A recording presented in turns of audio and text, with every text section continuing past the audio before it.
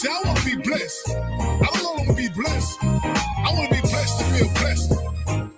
You see, I want to live my life in the overflow. I want to have more than enough. Check this out. Well, it's time for me to start to elevate. Been down too long, time to graduate. Mount up my wings like an eagle, you see. Turn all my dreams to reality. Ain't nothing on this earth gonna hold me back from my heart desires. He promised that if I have faith, if I believe, faith the size of a mustard seed. I want to be blessed, to be a blessing. Prosperous life, no more stressing. That won't know me from the moon to the sun. He'll keep blessing me in every session. I got to do something with this life he give. His plan for me, that's what I wanna live. As long as I got God on my side, the hater just gonna have to let me fly.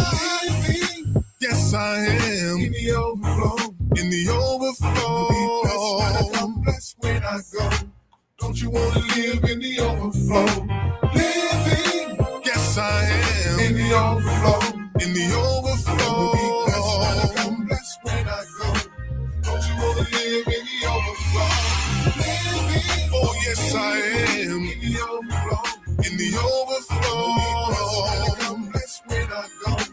Don't you wanna live in the overflow? Living. Yes, I am in the overflow. In the overflow.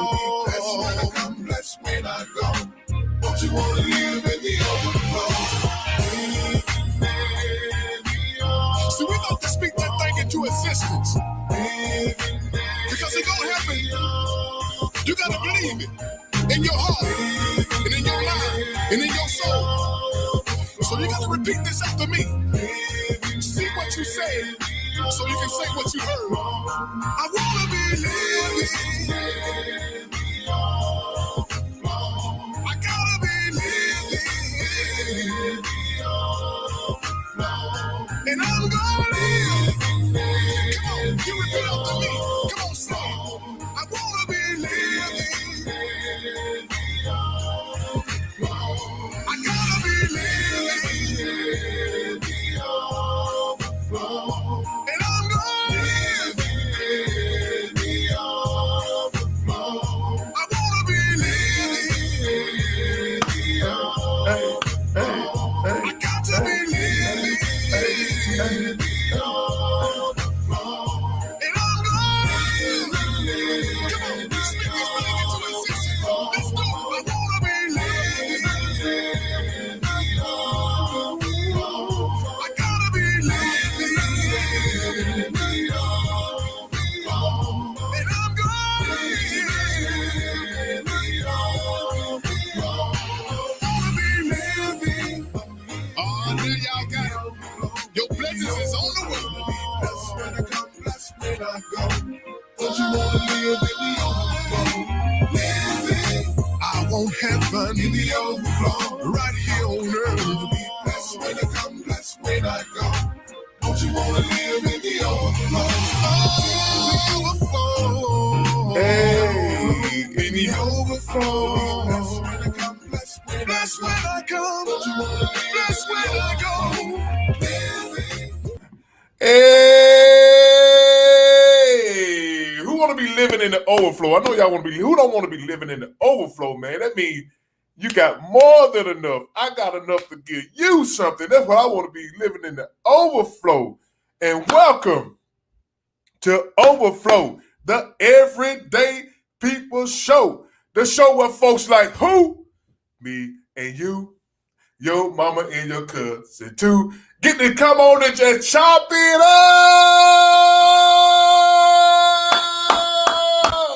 Yeah, y'all. That's what's up. Y'all are not tuned into Overflow, the Everyday People Show. The only show where everybody their mama can come on and talk about it. We just chop it up, man, like we do on the street corner, like we do in the barber shop, the beauty shop. This how we do it, man. We chop this thing up everywhere. And today's topic, man, we're going to be talking about, what we're going to talk about today. I forgot what I'm going to talk about today. Oh, I know we're going to talk about today. Yesterday, I did a little special, man, on Dr. Martin Luther King around like noon, something like that. It was something I wanted to do, just pay a little tribute to him. So I just went on a couple of hours and did a little show. know what I'm saying, to just pay my respects to the man, you know what I'm saying, the man that the reason why I'm able to do stuff like this, you know what I'm saying. I ain't even high trying to do it, you know what I'm saying. So today we gonna follow up from that. Like, what happened to the dream? Yesterday was Martin Luther King holiday, and tomorrow we're gonna be the inauguration. So we kind of like sandwiched in between Martin Luther King Day and inauguration. So what we gonna do? We gonna talk about Martin Luther King. What happened to the dream? How did we get to where we at now? Like, we still first in everything bad. We still last in everything good. I mean, I think Martin Luther King put us on in his generation put us on the right track. But I think we slipped back so far, man, that we grasped for straws now. And what happened to the dream? How did we get here? What happened to the dream, man? Was this our culture? Did we change our culture or anything, man? What happened to the dream? And tomorrow is inauguration, so we're going to address what do we want to see the new administration do to advance our cause, given the fact that he wouldn't be where he at if we didn't overwhelmingly vote for him. So he better do something, man. He better drop us something, man. I'm telling you. If he don't do nothing if we don't get what we want in the next 4 years, man, that man gone. Because I'm not going to vote. And I love to vote. I love to vote. We're going to vote him out, man. We're going to vote him out. We don't get what we deserve. We're going to vote him out, man. Let me get these folks on this thing, man. Black man, what's up, man? Well, you be scared me with the hat, man. You scare me with that hat right there, bro. You be trying me, man. Nah, man. Yeah, you be trying me, bro. What's going on, man? Happy last day of Trump, man. Happy last full day of Trump in office, man. Congratulations, we got it. yeah, it's all right. I know Jermaine don't like that. How you doing, man? I'm good, man. You good, man? Had a good week, man? Yeah. Did you get you take MLK Day off, or you had to work? I worked, which I should have not. Well, I worked half a day, man. So I went in, but I took half a day off. Came home, did a little. I don't know. You caught me a little Martin Luther King special. I did a little Martin Luther King special, man. Go. What you got on your? What you got a heart on your? You ain't got a tattoo on your face? I've been had that. I ain't noticed that, bro. Yeah. Oh man. Damn. I'll be damn. Yeah. Look at that butt, Jermaine. Jermaine, what's up, man? What's up? Or do I have to call you Maine? Oh, you Jermaine on this show. I'm Jermaine. And you Maine one on the other show. Yeah. I said, who the hell is Maine one? That was some people call me. They call me Maine one, Maine. So you Maine one and Jermaine. Yeah. See, I'm rocking my red. I caught the show, man. I watched the show at work. I was out there at work watching the show, man. Y'all had Urema Karama. I can't say that. Urema. Yeah. He was dropping some real knowledge on the show, man. Yeah, for sure, man. Yeah, I watched it at work today. I watched him today. I was with him today, man. Hey, Charisma. I saw you shooting your shot too. Don't think I ain't see that in the comments. Where? Who? Fool, what's up, man? What it do, fool? I was just fooling, man. Y'all, I'm driving, so the reception gonna be fucked up till I get home. Now see, fool. I say, the fool. You can't be booking all these good goddamn guests on the other show. Right. Hey, I'll wait till you get home, man. I can't help it, yo. I can't help it. I hope him. Don't do that. Don't do that. But how y'all doing? How you doing, man? How you doing, fool? You doing all right, bro? Yo, I was about to say something, but I think it would probably hurt people's feelings. Jermaine know what I say when I say I'm happy. I can't. In 2020, 2021, I can't say that. Oh yeah. What kind of man would you be? You can't say what you want to say.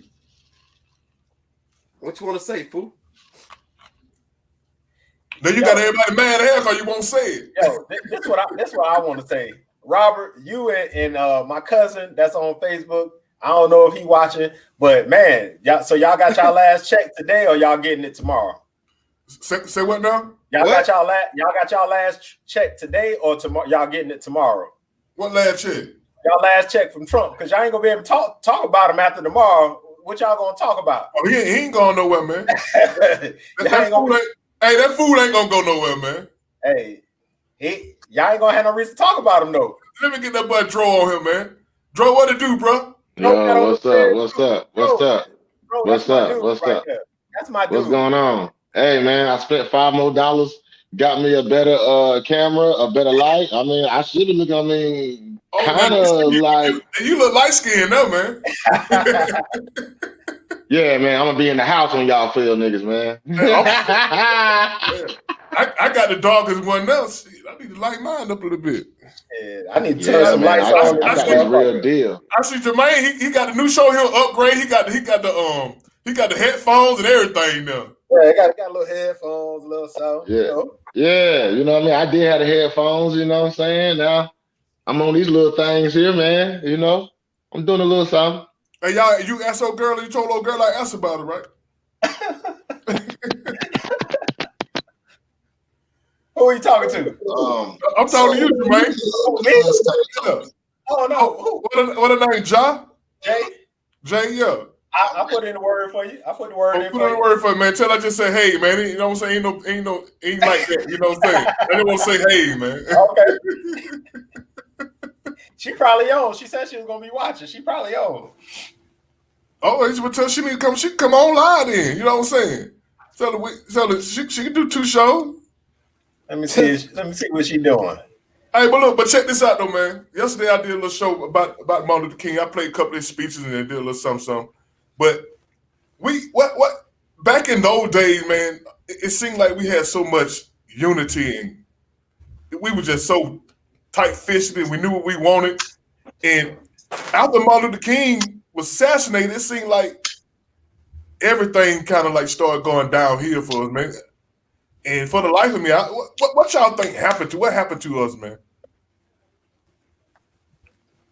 Social decline, money problems. I mean, what you mean, money problem? We during that time, the black folks was fighting for equality and better jobs and situations like that. And King was helping the sanitation workers get better positions and better trucks and equipment and. There was a lot going on, man. We was just starting to get on our feet, man. So we gave up after Dr. King. I don't say we necessarily gave up. I'm just saying you got to think about, we didn't have a beacon of light until he really hit the scene hard. I mean, we had people that was on the low doing things like rap. What was his name? Rap. H-Rap.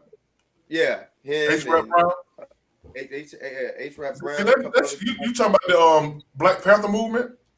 Yeah, all that, man. We had a lot of movements going on, man. Just, he was in the forefront. That people. That's all people acknowledge. Not saying that people on the low weren't doing things, because I tell you, King Lawyer was really the man, though, man. The one that was getting King to go get in a lot of those, getting a lot of those bills and stuff passed, man. That was his lawyer, though, for real, working hard on the low. You know a lawyer name, though. I used to say his name all the time, man. I think they changed Bankhead Highway up to name. Hollowell, yeah. Don Lee Hollowell. And he, yeah, man, he the man, really. You know what I'm saying? People don't give him his just due, but without him, a lot of those things wouldn't get passed, and when it came through, the one for him, he got King in a lot of high places. Do black people? Do we need a leader? Do we just have that guy out front? You know what I'm saying? Yes. No. I want to say this. See, this is where we're gonna start handicapping ourselves at with this kind of thing. See, it's just like what we were talking about last week. We always need some type of handout, or somebody got to come help us do something, sustain our living of our mind. I'm not talking about the handout. I'm talking about a guy up front who pushing our agenda. We don't need that. You need is somebody in your home, like your father, a strong foundation and family. That's what you need, because no other race ain't got nobody backing them up, saying they need a person to uplift their nation. These white folks in the United States ain't got no leader saying I'm gonna uplift the white folks. I disagree. I disagree. I think they do. They got a guy called the president. They got a guy called the president. No, I ain't. That's what they have. See, I ain't talking about that. I ain't talking about no leader of the free world. I'm talking about the guy that's walking around saying we so depressed and down, our race so down and out. We ain't got no job, no this and that. I gotta speak up for us and put up my whole nation on my back and carry us across the threshold. Now they never had that. They never need that. We the only one need that. We always need that. I'm gonna tell you. Oh, go ahead, Joe. Go ahead, Joe. All right, so the way I feel about this is like this. My opinion is, I think we as Black people, in the last 30 years, we haven't really had that big time leader as our parents had. You know, i.e. Martin Luther King, of course, Malcolm X, Marcus Garvey. I mean, the list goes on and on. Stokely Carmichael. But this new generation, like people my age and people below us, or younger than me, we don't have that. And you know, growing up, you always heard about Martin Luther King a lot more than you heard about Malcolm X. And after I came up, I started to figure out why. Mm-hmm. Malcolm X was specifically for Black people. Not to say that Martin Luther King was not. He absolutely was for Black people. But Martin Luther King, more than anything, and Jermaine, I think you'll agree with this, Martin Luther King was more of a humanist than anything. You know what I mean? He looked up to Gandhi. He was more of a humanist. So that was totally different from Malcolm X. Malcolm X was for the Black people, the longevity and the preservation and the protection of Black people, to where that we are not getting oppressed and not getting treated unfairly like we have used to being treated. So to me, I think we need more Malcolm X's than Martin Luther King's, my opinion. Of course, I always look at the Martin Luther King. I mean, his dream was an awesome dream. But in the world that we live in, the dream that he said that he dreamt, that's not going to happen. That's not ever going to happen. The people in this country are not going to allow that to happen. And I don't think the future is going to be changed a whole lot. So again, of course, I'm all for Martin Luther King and what he stood for. It's a great thing what he stood for, but what he stood for was for all people, not necessarily Black people, that which we need somebody to be into. I think Martin Luther King, what he did was based on his faith, his belief, what he believed in. He was a faithful man. So, absolutely. And the Bible teaches you have to love everybody. You just can't absolutely just love Black people. You know what I'm saying? But I get what you're saying. Yeah. That's why it's more than one way to skin a cat. You know absolutely. What I'm saying? It was two. Absolutely. I think they were two guys with the passion for the love of their people, but they absolutely. just had different ideals of how to do it. You know what I'm saying? Same as W.E.B. Du Bois and Booker T. Washington. Booker T. Washington, he always felt as Big if G, what's Black up, man? people. Yo, what up? What's up, brother? He always felt that. This bitch talking shit. Right. Yeah, he always felt that. He always felt that, you know, Black, I don't know, man. It's just they definitely had two ways to skin a cat, but like I said, it's like W.B. Du Bois and Booker T. Washington. W.B. Du Bois was all about education. The way we get out of this is education. Booker T. Washington, the way we get out of this, true indeed, education is very important, but Black people, we need a skill. We need a trade. We need to teach other people to have to learn that skill and trade. And when you do that, one can teach others. Each one teach one. So that was two different ideologies in which they had spats about, but they had a great amount of respect for, like Malcolm X and Martin Luther King. Yeah. I would say one thing that I noticed, after reading and researching a lot of stuff, what happened after Martin Luther King was exactly what he was wanting, was integration. So what happened was we started integrating into corporate society and stuff like that. And again, the illusion of inclusion. So what that did was that started breaking down what we were used to. So we were used to sticking together. We were used to buying from each other. We were used to spending money with each other, keeping our money in our community and stuff like that. Mm-hmm. After that happened, after we integrated, which he even said himself, he feared that he has integrated us into a burning house, because we lost all that foundational stuff that we were building because we were forced to be together. We were forced to do stuff together. Think about it, put this into perspective. Our ancestors boycotted the buses in Birmingham for a year and a half. Mm-hmm. Organized, no social media, no internet. We can't even boycott Gucci and Louis V for a fucking month. So you talking about where a leader that we're going to have to bring out the ranks? Well, the system is only going to appoint you a hero, and it's going to appoint you a villain. It's never going to be a grassroots somebody that come up, because they're going to silence them. They're going to silence them just like they did Malcolm X. That's why we didn't get taught Malcolm X in school. We got taught Martin Luther King. That's right. And we got taught the romanticized version of Martin Luther King, the I Have a Dream. We didn't get taught when he was talking shit about, hey, we coming for our check. About all the land that was stolen from us and stuff like that. We didn't hear about that. We had to learn that stuff on our own. So but we actually had we had stuff before the integration. We had our own stations. Facts. Yeah. We didn't even have to do that. It was more so because we thought white was right, the same as today. We think white is right. We think, because we cross over into a society that is going to be better for us. But in actuality, you cross over into somebody else's playing field. You playing with their rules because they got the money there. Whoever got the money make the rules. No matter how you feel about what, they had the money in their community, so they had the rules over there. We wanted to be part of that.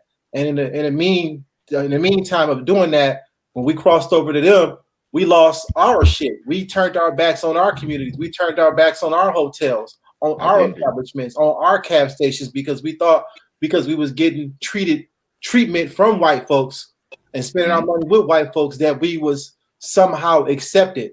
And we always trying to be accepted by white folks. And that's the reason why we lose, because we always trying to fit into their approval instead of realizing that we the shit.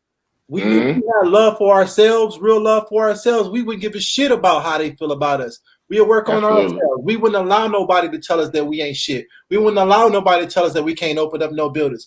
We wouldn't care about that shit. Imagine somebody fat, out of shape, stinking, nasty as fuck, telling you that you ain't sexy, and you got your shit together. It'd be absurd. Right. And this is how I want black folks to look at themselves, because we create the fucking trend. We the motherfucking charisma. And the thing is, we don't see that within ourselves. And that's why we continuously lose and shit, because we are battered, abused victims in a fucked up domestic society. That's what we are. We the victim. But do we have to have some kind of personal responsibility in this too? That is the personal responsibility right there. I was listening to Jermaine's show yesterday, and Duke said most of our images are negative. Most everything that's being promoted to us is negative by us. We are promoting negative images of us. No, hold up. We don't control a lot of it now. We don't control the media though. Listen, I'm gonna tell you another thing. We control us. We control us. No, we don't. But listen, we don't control the music. I'm gonna give you something, because I got corrected a while back about Cardi B, right? And people say Cardi B is the worst. I understand the music that she's kicking out is bad, but you got to take a step back and look at this for a minute. All right, I'm about to give y'all a whole scenario. This is the music industry. All right, Cardi B got a song called "WAP" that got a lot of attention, right? She had another song, "Be Careful," which wasn't a bad song, but she didn't get the same type of response that she got from WAP. Now, let's just say Cardi B, because she's older now. she got married and everything. Let's just say she decided to walk away from that type of music. You know what people gonna say? Oh, Cardi B done fell off and shit. So they fell off, her to Meg Thee Stallion. They always got somebody else to come in and to fill that rank, the same as Nicki Minaj. Have you noticed her music changed since she got married? Yep. And it's the music industry that's perpetuating this image out to our little girls. And we love that negative shit. We love that negative. We love that shit, and we buy it. That's my point, Vince. So is it the music industry, or are they trying to give us what they think we want? Well, the music industry they control the whole narrative. You get what I'm saying? They do whatever the hell they want. So the thing is, it's not just the music industry because they're gonna get paid off you. It's the artist. You can't even blame the artist. I think the artist behind it. I think it's a combination of the artist, the music industry, and the consumer. Yeah. The consumer, it's the label. No, as long as we keep consuming the negativity, they're gonna keep pushing negativity at us. That's what we're consuming. When you talk about the consumer, what controls the consumer's minds, though? The media. Right. What you think we got all of this shit going on? It's just like Kendrick Lamar. Kendrick Lamar makes positive, good music, right? He makes good music. You don't hear a lot from him. They won't pump that. They're not gonna push that. If Kendrick Lamar, I disagree. We hear a lot from Kendrick Lamar. Kendrick Lamar, one of the best in the business now. Don't be talking about we hear a lot from Kendrick Lamar. What if he made all negative clap kill music? It wouldn't be. It would. But what? It would. What he's saying? What he's saying is you don't hear Kendrick Lamar on the radio like you hear a Young Thug or a Lil Baby or whatever like that. See, the thing is, like I think it's because he ain't dropped nothing. Like Vince said, we have to break away with everything that we have now to our access. You don't have to sign to a damn label. You can put out your fucking music yourself. Your own content. When these artists, if you're a conscious artist and you want to put out positive music, you can't sign to a regular label because they only gonna let you put out but so much of some conscious shit before they shelf your ass. So if you're a conscious artist, you got to put it out independent. And if you put it out independent, that means you're going to have to spend a lot of bread. Most independent artists ain't got a lot of bread to go to the radio and say, hey, play my record and all this kind of stuff. So that's why you will never hear them. Think about all of the negative shit that niggas say in their music as far as how they kill niggas and how they talk about killing their kids, their mothers, their grandmothers. Imagine if they said that shit to white folks in the same songs that they talk about black folks. Do you think they'd be out there on the radio? No. So who you think is creating this narrative that's creating this violence in our community? It's not just the artist. The artist might be the face, but it's something more sinister that's behind this. The label. Right. That's what I'm saying. The label. Everybody has to play a part in it, man, because everybody has to. But listen though. They whatever's streaming the best, that's what they're gonna cater to. And negativity. So basically, he's saying negativity streaming the best, and that's what the label want. And the label, you know what I mean?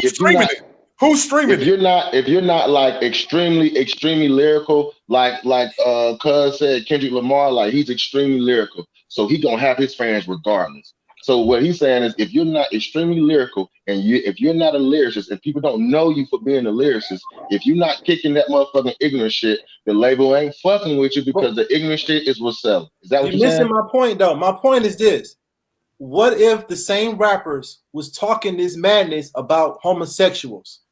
What if they were saying this about gay folks? Would it get to the radio? Yes. No. Absolutely not. Absolutely not. You can't say nothing about no. You talking about negatively towards if Lil Wayne was saying fuck fags. Oh no.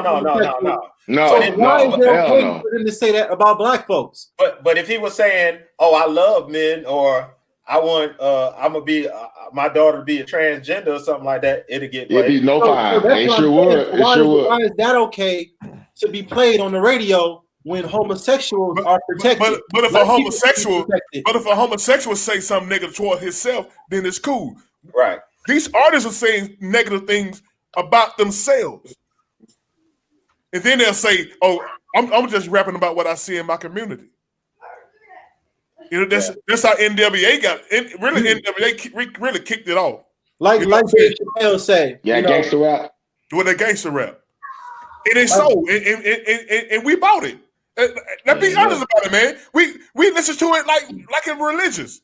we like Tupac. We like Biggie. We like the negative stuff. So are we playing a part in it? Are we just gonna sit back and continue to blame to the industry? The industry is in this for the profit. But when we like and that's it. That's right. It's the same way like drugs. But when we like those artists, Tupac, Biggie, they had duality to them. Yeah, they would talk about the drugs and the killing and stuff, but they'll also talk about the struggle and how I'm gonna try to make it out. Tupac, keep your head up.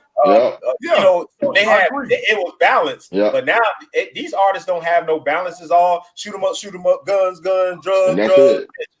Shoot 'em up, drugs, guns, and bitches. That's it. I blame the consumer more than I blame the artists in the industry, because they only going to give us what they think we want. If you sitting on the corners, you selling T-shirts and don't nobody ever buy a T-shirt, you're gonna stop. You're gonna eventually leave.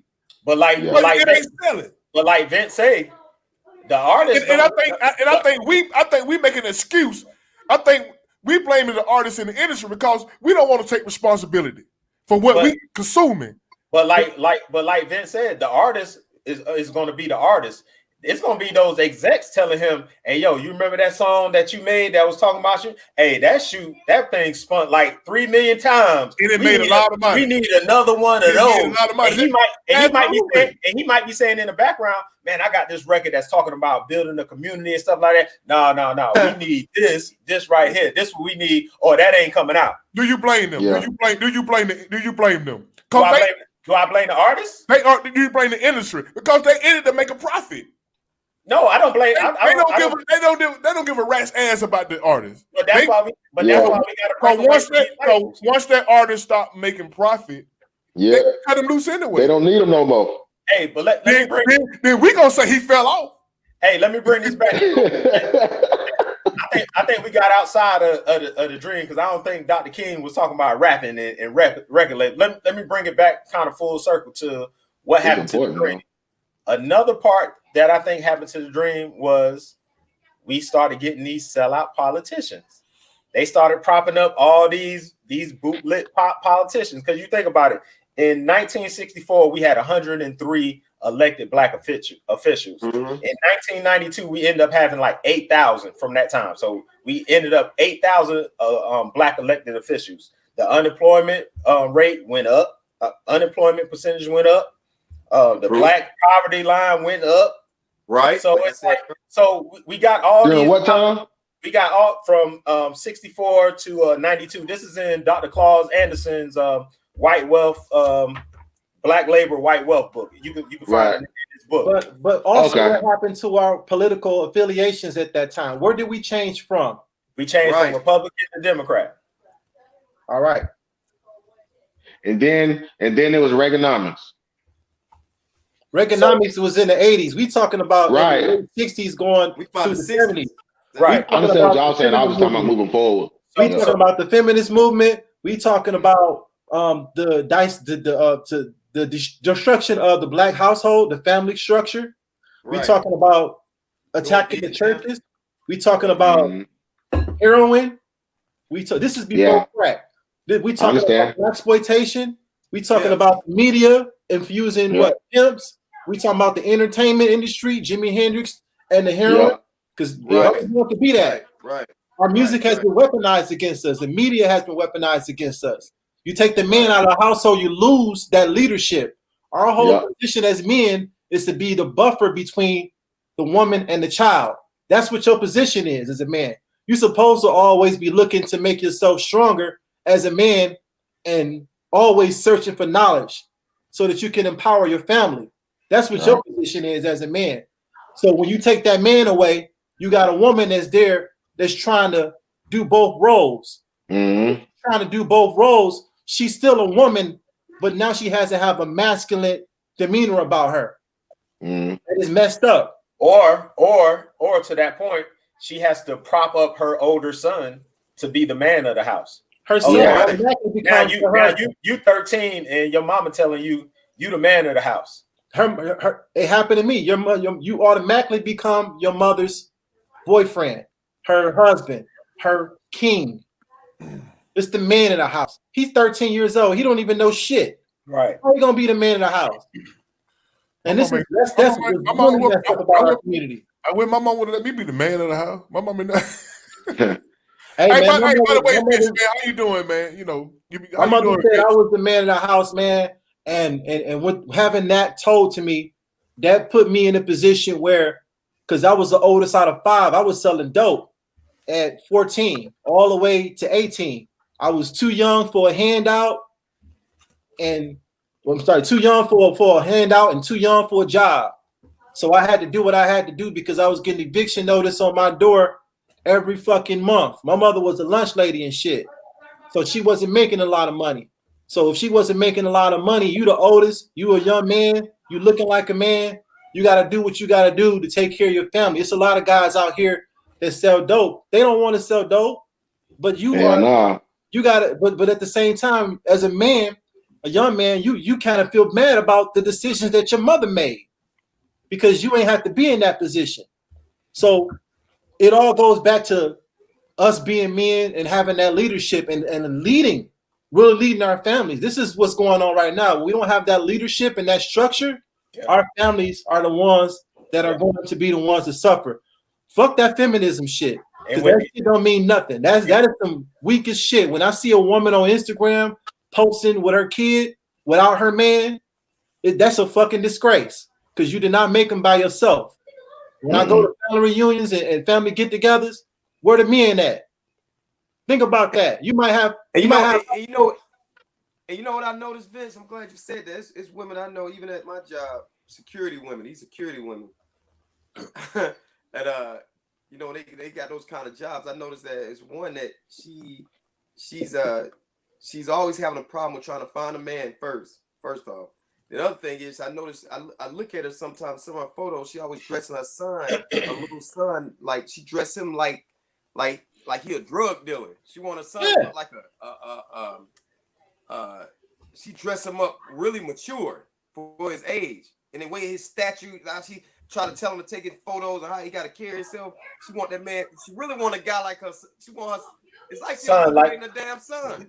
Yeah, got to like her son. She dressing her son like his daddy.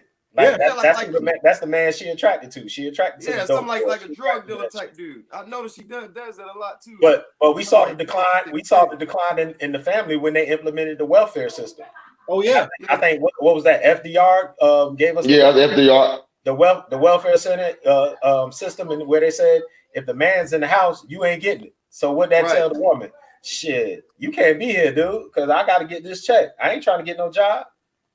I'm gonna sit on my head. But wasn't that originally for like that was originally for like white people?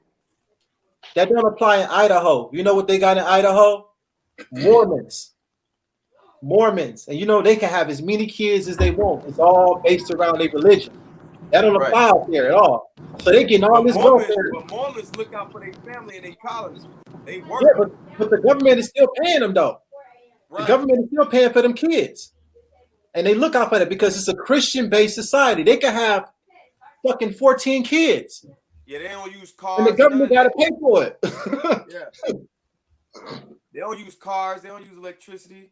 No, not Mormon, but not Mormons. Not Mormons. I'm trying to think of the other ones. The other group. Latter-day Saints. Amish. Not Amish. Not Latter-day Saints. Shit. I'm gonna remember. I can't think of it right now. But it's a Christian religious group. They ride in cars and shit like that. They're not like the Mormons, and they're not like. Matter of fact, they are Mormons. They are Mormons. Yeah, Amish are the ones that are like in a little. They only travel like that. Mormons are just like regular motherfuckers. They come to your house right now. Fix your shit and fix your shit. I see more Mormons in the black community than fucking Nation of Islam. When was the last time you had a Nation of Islam knock on your door? I had a woman. But let me ask y'all something though, man. Never. At the end of the day, don't it come down to personal responsibility? And I'm not. Everything y'all saying is it's like a cause and effect type thing. You know what I'm saying? You put drugs in the community. Some guys gonna sell it. Some guys not. Well, you see what I'm saying? I had the opportunity to sell dope too. I lived in the community with dope. We had $1 million trap. You know what I'm saying? But I didn't fall victim to it. You know what I'm saying?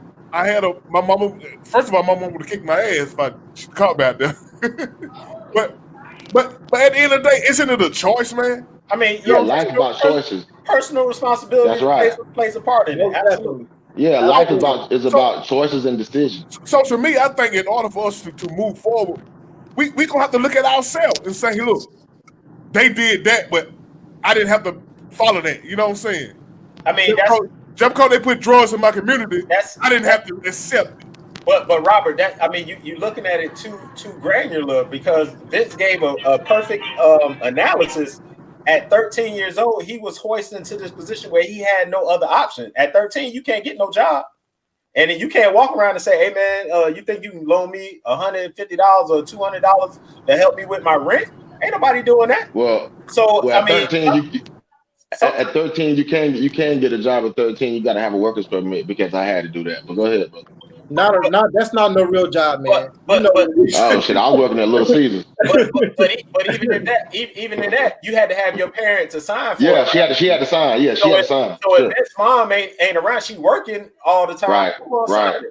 Yeah. So that's true. he looking at 13. You looking like, hey, is either this or we sleeping on the street tonight. Yeah. So I mean, some people just don't have a choice. They may not want to, but they don't have a choice. And it's a lot of, we got to stop looking at outside of just, in the scope, like what right here. We got to look outside of, it ain't just, it's somebody in the worse situation than me.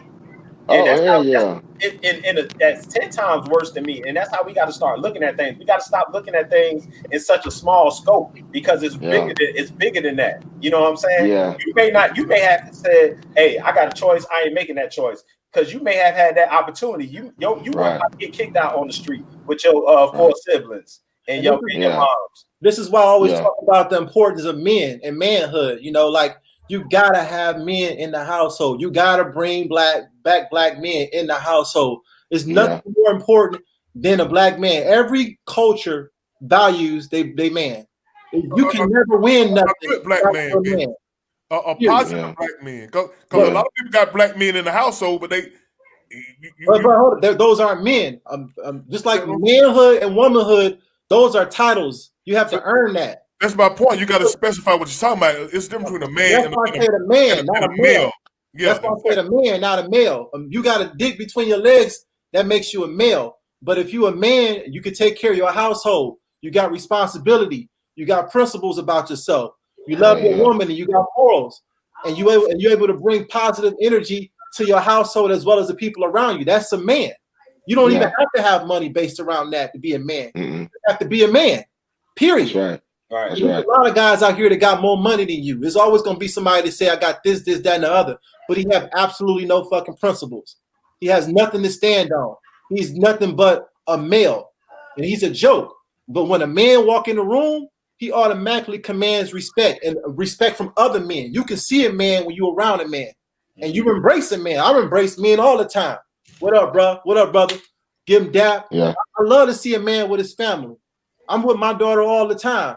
That's something that needs to be promoted in our community as far as that kind of brotherly love. And there's nothing wrong with saying brotherly love. It's showing that, nigga, I respect you. I love what you're doing. I see how you're moving. I know what you're going through. I know what kind of things that you are encountering. Keep moving.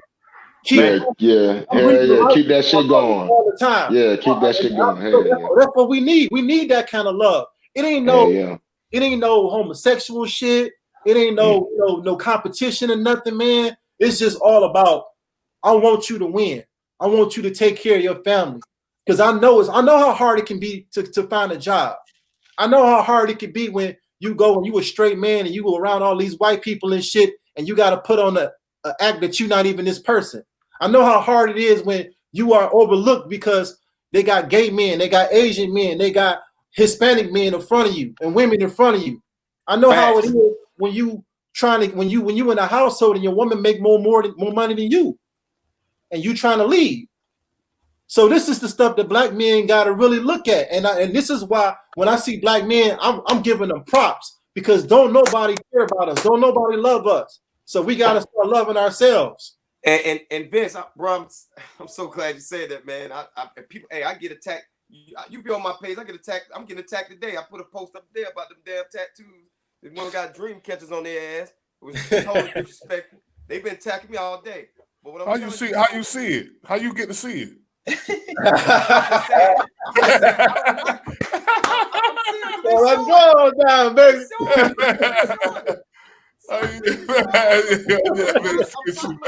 Our women, like you said, bro, our women supposed to be our backbone. They're supposed to be like, they supposed to uphold a certain standard that we supposed to have for them too as well. But our women on social media, they not doing it. Got a place though too, man. Let's keep it real. I'm telling my cousin today, I done got to the point. I'm so tired of seeing it, bro. I'm so tired of women standing sideways. I'm so tired of women bending over, shaking their butt.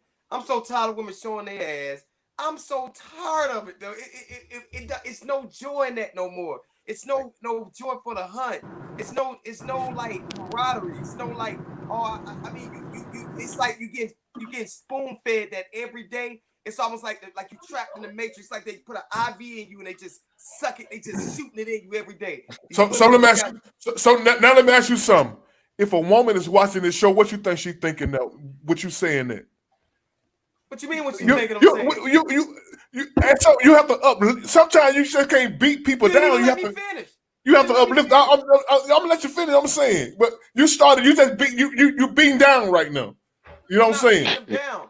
I'm saying. See, that's the problem. We keep sugarcoating stuff. We never. I'm not sugarcoating stuff because I know a lot of women who got tattoos on there, and they're good women, and they work women. They work and they take care of their kids. I'm not saying because they got tattoos on their butt, they bad women. I said certain things are disrespectful. They shouldn't have on their ass. I didn't say all tattoos. You can't tell nobody what they have on their ass. You got you got a heart on your eye. So somebody should say, "Oh, he shouldn't have that on his eye." that has nothing to do with people being a good person or not. I think, and I'm not trying to tear you down. I'm just trying to say, man, we got to get out of tearing. We got to build people up. And if we can't build them up, just leave them alone. Hold up. I can't agree with that. I can't agree with that. You got to write that degree. I'm going to tell you this. I'm going to tell you this, though. You know what? Some of these hoes got a place. Keep doing what they doing. Some of these hoes got a place, though. They hoes. They go ahead and smoke 1,001 babies. I'm going to uplift them. Hey, y'all women do that. Whatever y'all want to do. Just go ahead and keep doing it. Hey, I love the women. But I don't trust these hoes. It's just what it is. A hoe, that's what they do. They hoes, that's what they do. The hoes got to play. Let Robert tell it. Hey, we not here to tear down. We here to pick. No, I think a lot of. But I'm gonna say this though.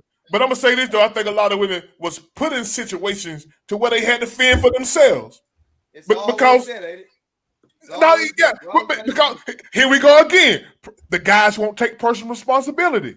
So Robert, hold up. Let me ask you a question. So you said take responsibility, right? If you got 3 kids by a woman and you out selling dope, you get locked up for 10 years. What's she gonna do? Time out. The black woman is the most educated woman on the face of the earth. And the black woman is the strongest being on the planet. But they are. I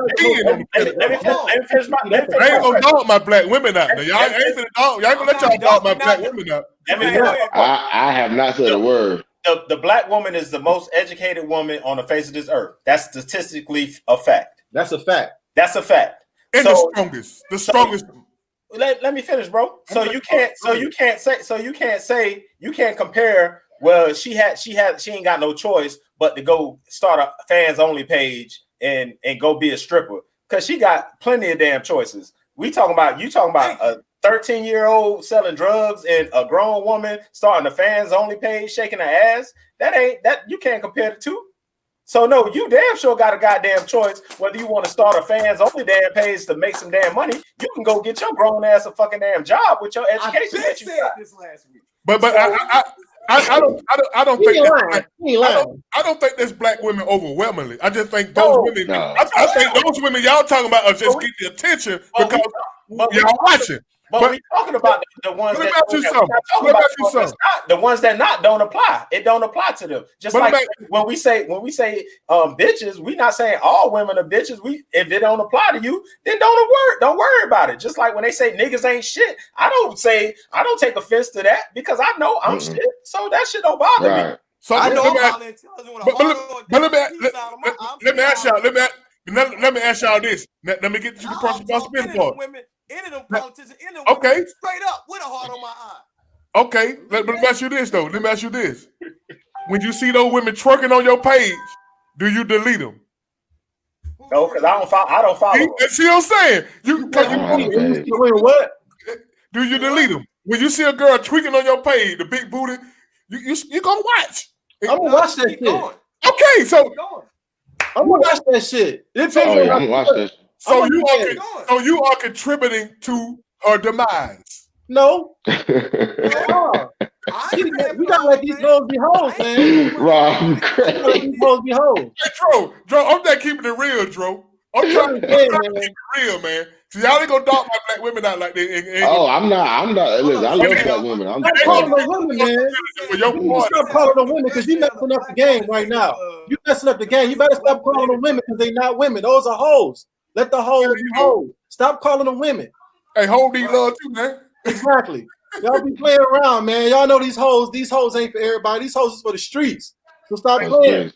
But see, man, I ain't gonna say it. For the streets. Stop playing, man. Hey, man. Vince, thank you, brother, for being real and keeping it 100, not sugarcoating it.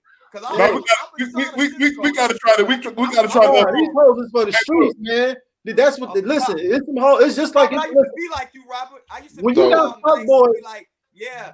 You can't do the women like that. You got to treat them. They queens. You got to, uplift them. Do that. I used to be like that, Rob. You know what that got me, Rob?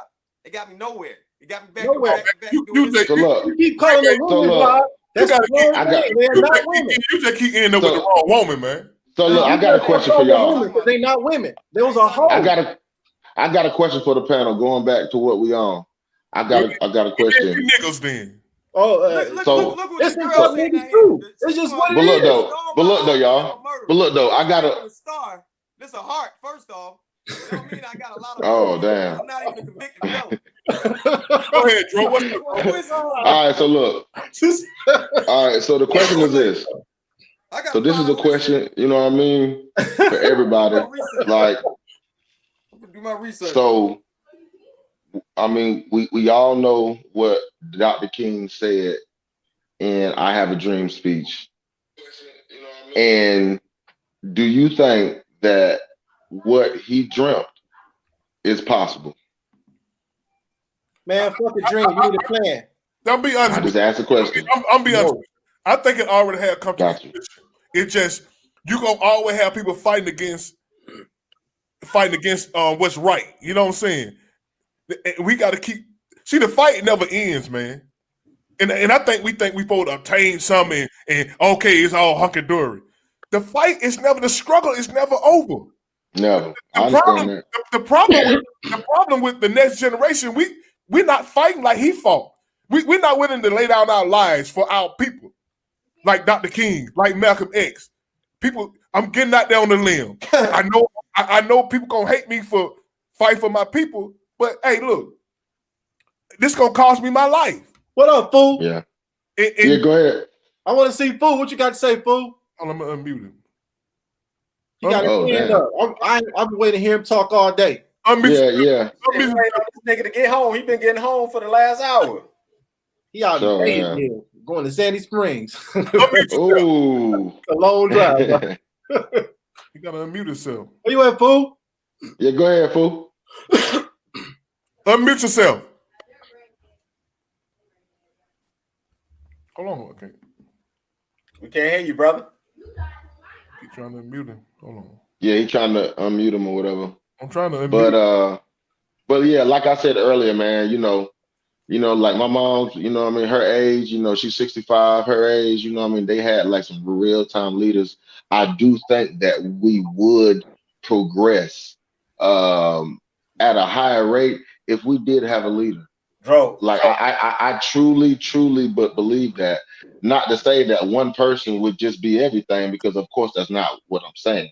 Joe, go ahead, brother. To answer your question, I think the system will, until we get real with ourselves and admit that the system will not allow us to make Dr. King's dream come true. Because I agree. Just think, look what happened over the last 9 months.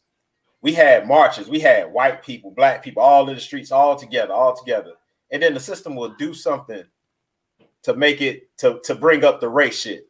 It'll do something to divide us all the time. All the time, the system is going to divide the poorest in the country. We got to remember, it's rich and it's poor. It's no more middle class. That middle class shit, that's a fucking illusion. That shit dead. Yeah, it's us niggas, and this is these poor white people. And if we will all come together and make some shit fucking damn happen, we can do that. They know that, so that's why they do shit to keep us divided. Right. Go shit last week with the Capitol shit. That shit was something else to keep us divided. Because what did we see on the timeline? All down my timeline, it was, well, if blacks was doing that, if blacks we'd have got killed, it was doing some more division shit. It's always going to be something to keep us divided until we come to the grips that this system needs to be taken down. It needs to be a fucking reset. Right. Now, however that needs to happen, I don't know how that's going to happen. So your answer is no? No. All right, cuz, what you say? I'm just saying, yeah, people are wild out here. Battle of the sexes again. You know what I'm saying? Like I said, I'm not a convicted felon, Miss Sasha. I don't have a Oh, yeah, she coming at you. Yeah, I saw that. But she cool. I already did my research on her. I already looked through. She a Falcon fan. She's from Atlanta. She know Robert and the rest of you folks. But yeah, I just know that it's always gonna be a battle of the sexes. That's the way they keep us divided too. But I just know that I look up to strong women of color and every other kind of woman. That's what make me mad when I don't see them being strong and being uplifting. When they out here doing crazy shit like they doing, that makes me mad and it infuriates me. That's why I go so hard for them like that. It ain't that I can't stand a woman doing her art, shaking her ass and clapping her ass. That's not what they normally be doing anyway to gain the man's attention. Then we'll turn around and say, oh, we ain't no real man if you don't like it. Oh, you don't go to strip club, you ain't no real man. You don't throw no money on them, you ain't no real man. Oh, you don't think that look good? We do this, and they blame us and say because of us, we the one that make them act like that because we the one that they doing it for us. They showing their body because of us. We the leader of the household, so we the leader of the nation. So we don't if we not leading them the right way and to not do that, then we just let them out here just do whatever and be free fall for whatever. They're gonna just keep doing it. And then can I put you back off of that charisma, man? I think it's more so, man, you probably a little frustrated because like the women don't step in and check these hoes. That's what that's about. They don't step in and check these hoes. When these hoes out here acting like hoes and a man come up to them, just like in that what's the restaurant, told her to get off of his stuff, she was wilding out, kept wilding out, and then when he get a little out of hand, not even say out of hand, he check her ass. Then what? He looked at it as a bad guy or whatever. Ain't none of the women step up and say, listen, bitch, sit your ass down. Like, you got to have some sort of etiquette where you at. You have etiquette where you at work. Why you can't handle etiquette right here while you around these grandmothers and you around these kids on a Sunday? I don't give a shit what they plan. You know, so a lot of the women don't be stepping up and checking these hoes. And then when a man step in, because again, like I was saying, a lot of men aren't put in a respective manner. We in a feminist society, you know what I'm saying? It's feminist as shit. So when a man step up and say something, a lot of women can't receive it because they ain't never really had no man around them. They ain't had no man in their family to check them. So it's strange to them to see that masculine energy. A man can say, sit your ass down. Like, I got a wife. My wife get out of line. I can tell her to sit her ass down. Can I tell your wife sit her ass down? And she'll sit her ass down. And it's not me being... How would you take me telling your wife to sit her ass down? I tell my wife to sit her ass down. How would you take me telling your wife to sit her ass down? Oh, the thing is, you wouldn't have to do that though, because that's where I step in. I say, how would you take me telling your wife to sit your ass down? What would happen is you would get that ass whooped. Exactly. That's what I'm trying to tell you. Hold on. But the thing is, that's where, as a man, right? Me as a man, and having that kind of standards, I would not allow my wife to even get to that point. My wife don't even have to talk. She don't have to get combative at all. Because that's what my position is for. I'm the filter of that. My point was not to say nothing. My point was not to challenge you, Vince. My point is that it's a way you have to approach people. Well, again, listen. If you out with a woman, right? I'm giving a scenario. You out with a woman, right? My woman my woman, she would never degrade herself like that because she's a representation of me. And I don't get down like that. Right. I don't know about any other spineless ass man that's going to allow his woman to shake her ass and let other guys throw dollars on her and to cheer her on like that. That's some weak man shit, male shit. Yo, that's not even a man. To Vincent, if you would get up and say something to my woman, it'd be a problem because the thing, that's not what she's doing. But if she was out there doing it, I'm going to check her first. I'm going to check her immediately. Hey, so you praising dude, but you say you'll whoop his ass. He did that. No. Robert, you missed. There wasn't no man there though. You missed. There wasn't no man there. There wasn't no man there to check that woman when that was happening. You missing his man around. You missing his point because I get what I got his point, yo. I get what Vince.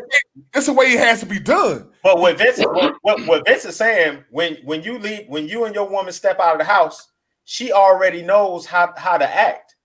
I give you a perfect example. I was at a cookout. I was at a cookout this summer, and at one of my homeboys. I don't really know this other dude or whatever, but his wife was there, and she was drinking or whatever, and she's kind of getting a little touchy with me. And I'm telling my man, I'm like, yo, get your boy girl, because you know she touching and shit. And I don't want no problem with my man. You know what I'm saying? So, and that's what Vince is talking about. If he was doing what he's supposed to do at home, she wouldn't even be out and about acting like that. What gives her what makes her feel comfortable enough, alcohol or not, to be touching on another man you don't even fucking know like that? You just my woman would never think of doing some shit like that because again, she has a lot of self-worth for herself. That's a woman. It's a difference, like I said, between women and these hoes. There's hoes out here for real. These hoes, these thoughts want attention. These hoes want attention. My wife don't give a fuck about another man's attention because she got the man's attention, which is me. And I respect her for that. That's my woman. You ain't got to step up and say nothing to her. She ain't never got to step outside of her feminine. Somebody wants to say something negative and it was another man, she gonna look at me and I'm gonna handle it. You know what I'm saying? If it's another woman that say something to me, I'm gonna look at her and she gonna handle it. It's just what it is. So I don't know how y'all run your household. I was saying you wrong. What I was saying is a way you say, like, you talking about the video where the guy who the restaurant owner stood up and chastised the lady, right? I haven't seen that video. You should have went to the table and addressed her. But again, like I was telling you, man, should have made it a public thing because once you do that, you get people's feelings involved in it. Well, the thing is, she put herself out there like that, and then I would like to see that video. I haven't seen it. He would have checked. He would have been like, "Yo," because the man came over there more than one time and told her to get off of his shit 3 times. But the man DJ playing Busted Open. It don't even matter, man. It don't even matter. Listen, I'm a business owner, right? I'm a business owner. You spend a lot of money on your establishment. This person is probably paying $20 for a meal. Your seats in your establishment might cost you $500-$600. She got her fat ass on there dancing and twerking and shit, looking at your seats and shit that you spent your hard-earned money for, and you trying to create an establishment and environment for people that look like you in your community, and she fucking it up. I think he was right, Vince, in what he was thinking. But he should have addressed the person who was doing it. She was the only one dancing. You chastised address them all, man. Because man, I want to see that video. You got to check out the video, bro. Yeah, I want to see it. I haven't even heard of it. I want to make sure the ladies know that again. I'm talking about hoes. I'm not talking about women. So if you ain't a hoe, it don't apply to you. Right, and I'm gonna just say this. You got women that don't even do like they used to do back in the old school times, bro. These women ain't even dance with men nowadays. You go to the club, wherever you go, these women dance with each other. They don't even want to dance with no man. We standing on the wall, they dance with. I see more women with women on social media kissing, hugging, taking photos, going out with each other than men. I love that. Than men. Period. No. Well, I was, but not to get off before you. But not to get off topic though. If more women was to step up and address the bullshit, because I step up and I address the bullshit when I see coonery out here. I see a brother doing some ill shit. I'm gonna pull him to the side. Okay. We need more women that's gonna pull these hoes and these females to the side and be like, "Yo, you making us look bad. You need to get your shit together." You know, so you need to tone it down a little bit. But they won't do it You know what I'm saying? They won't do it, but when a man step up and say something about it, then it's all wrong. So facts. It is what it is. And I lost women like that. I had women I thought it was good women to me, and they punk ass friend. They doing cocaine in the bathroom. I'm thinking I'm in love with this woman. They doing cocaine on the low. She cheating and all kind of stuff. She got her all out times of the night. You know what I'm saying? And I'm trying to be a decent man. I'm gonna treat this a queen. I'm gonna treat her right, but I'm being judged the whole time. That shit ain't cool, man. It happened. Damn, cuz. So I don't got no remorse for him. That's me. Yeah. That's the heart. Whatever said his heart right here, this broke heart on my face. That's what it is. That's what I ain't got no love for these hoes, but these hoes got a place. That's what I'm saying. I ain't got no love for them, but they got a place. For sure. Yeah, they serve a purpose. The hoes got to eat too. You know what I'm saying? They serve a purpose. They serve a purpose. It's what it is. People's needs have got to be met. Yep. They've been having saloons since the 1800s. And what we've done is the beginning of time. Shit, exactly. Shit. We ain't dissing women. We ain't coming at black women. Ain't nobody. No, hell no. But I went to all black college. Crap though. I'm gonna address that bull crap like they do us. I'm gonna address. I mean, the thing is, man, you gonna they gonna jump on you because you a man, but they gonna condone the whole shit. That's some bullshit. Don't jump on me for calling it out. You jump on that because you see it every day and you don't say nothing about it. But when a man say something about it, you're gonna jump on the man. Just like how they jumped on my man Kevin Samuels and shit. You know what I'm saying? He be saying some real shit. All the stuff he's saying ain't on point, but he be saying some real shit. And these females be out of pocket. And I don't hate. I love me some black women. I respect black women. I put them on the pedestal. But I don't love these hoes. It's just what it is. Just like I don't let them get no money. Don't let them get no money. Just like I don't love these. It's a lot of fuck niggas out here making babies and stuff. Just babies all over the place. Project ass niggas and women love these niggas. They love these niggas. Got nothing going on. They love these niggas. A lot of them don't know no better. A lot of them don't know no better. Man, say that. Listen, you can't say I ain't gonna give it no love like that because with a man, you know, we run around and we make a lot of babies and shit. They'll lock our asses up, dog. You can't say we don't know no better because they always hold us accountable for every fucking thing. So same accountability go for them since you want this shit to be equal. Fact. You made all them babies by 3 different men and shit. You know what I'm saying? Out of wedlock. You didn't choose right. You didn't bring them around your uncles or your cousins to vet them out. You let them bust it wide open without no condom. Now you got a kid and shit, and you want the government to come in and take care of him, or you want the dude to come through. And you knew he wasn't shit from the beginning, right? And I'm a weirdo, but I'm a weirdo though for not having no kids. You knew he wasn't shit. I'm the weirdo. And again, I'm calling women hoes. I'm calling hoes. BT, what's happening, my brother? What's good? What's good? What's good? How y'all living, man? Man, feeling, man? Good, man. I'm glad. All right. They get wild here, man. But like, don't put a woman in the same class as a hoe. All right, that's what I'm saying. Just like my man, it's 2 different things. Yeah. So, Fu, I had asked the panel if they thought that. Go ahead, brother. Go ahead. The floor. Go ahead. Go ahead, Fu. We gotta get back on King though. I think he heard it. I think he heard it. So what black folk got to do to get? What we got to do to get the train back on the tracks, man? Yo, can y'all hear me? Where you at? Yes. There we go. We got you, brother. Yeah. Yes. Yeah. You good?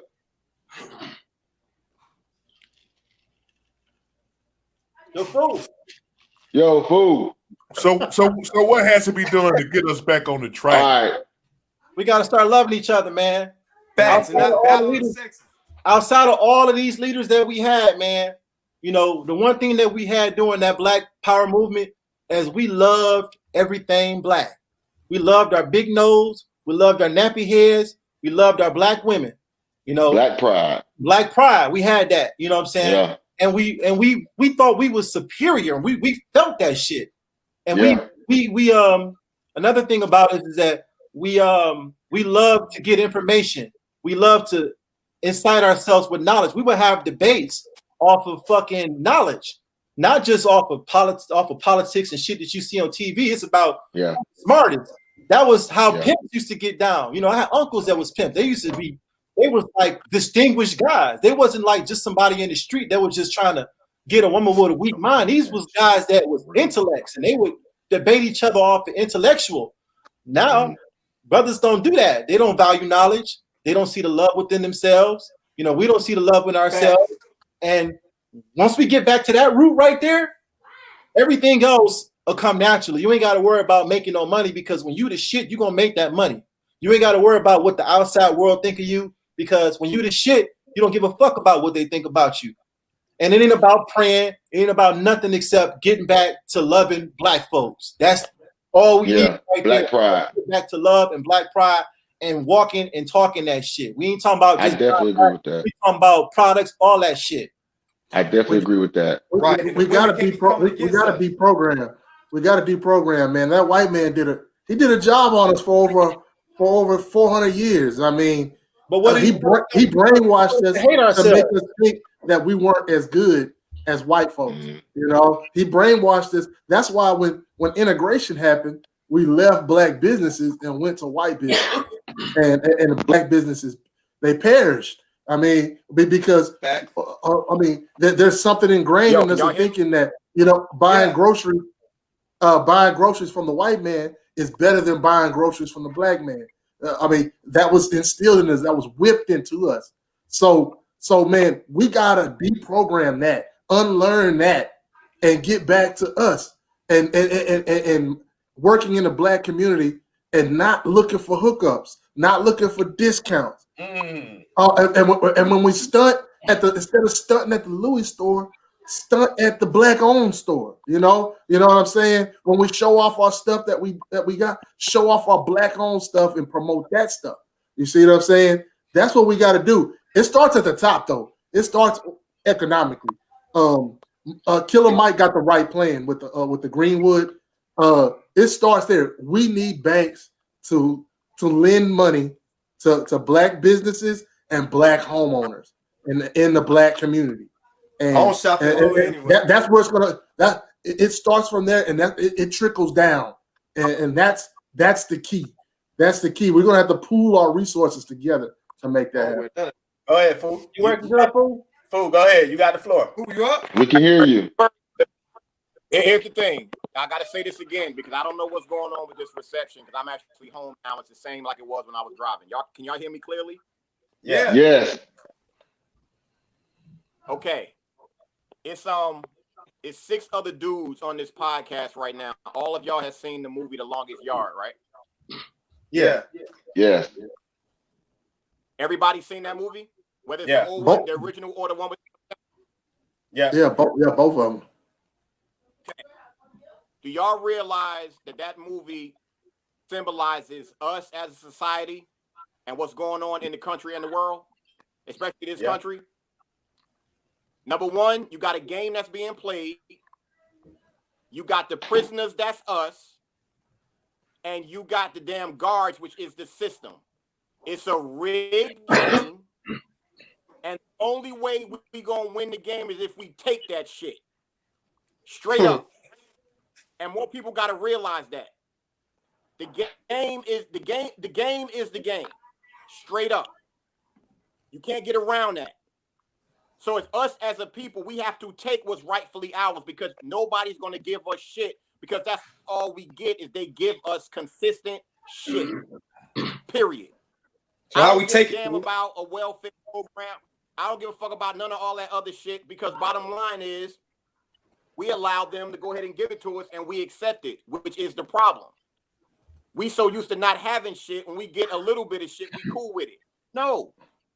Fuck that. Everything that's out there is ours, straight up. But how many people are willing to take it? That's the whole thing. How many people are willing to teach others what they know so everybody can win and you're not selfish and you're just taking whatever you got away and not say nothing to nobody? These are the type of conversations that honestly we need to have because that dream fuck that I Have a Dream speech. It's about that speech that he talked about the Poor People's Campaign. When he talked about actually getting land and shit like that. That's why they murdered him. That's why they got murdered rid of his motherfucking ass. Let me play the clip real quick of Dr. King. I like go. I hope you don't play I Have a Dream. Go ahead and finish up, fool. Basically, I'm with Vince. It's not worth like Dr. King is so famous for that I Have a Dream speech. When that I Have a Dream speech is insignificant to what we really want. Because the problem in our society has always been and will always be integration. Fuck getting down with them. We need our own shit. Now, all of a sudden, because things are the way that they are, now more people want to support black businesses. We should have been doing this shit. Because once again, every other race supports every other race. The Asians, it's a fucking Chinatown in New York. You got the Italians fucking with each other. But when we rock with each other, it's a problem. We gotta stop allowing that shit. Fuck them. Whenever we want to focus on black power and everything like that, then they want to bring up that bullshit reverse racism. Come on, man. Seriously? When black men have guns and shit, when the black men, what they did, and they go wherever they gonna go, now they want to change the gun laws. America refused to give the Negro any land. Through an act of Congress, our government was giving away millions of acres of land in the West and the Midwest, which meant that it was willing to undergird its white peasants from Europe with an economic floor. But not only did they give the land, they built land grant colleges, government money, teach them how to farm. Not only that, they provided county agents to further their expertise in farming. Not only that, they provided low interest rates in order that they could mechanize their farm. Not only that, but many people are receiving millions of dollars in federal subsidies not to farm, and they are the very people telling the black man that he ought to lift himself by his own bootstraps. This is what we are faced with.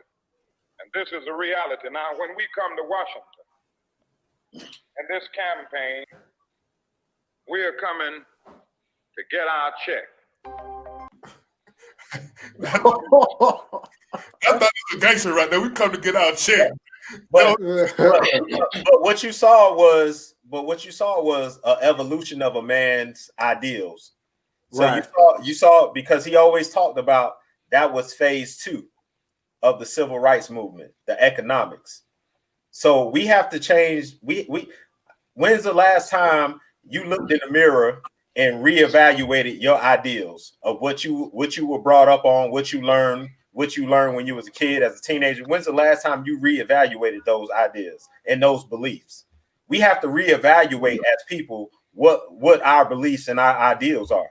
See, he looked at, because he was getting it from Malcolm, he was getting it from a whole lot of other people, and he had to reevaluate his thinking of how he was approaching this thing. And he was like, hey, it's some other stuff that needs to go on here, because like he said, land was stolen from us.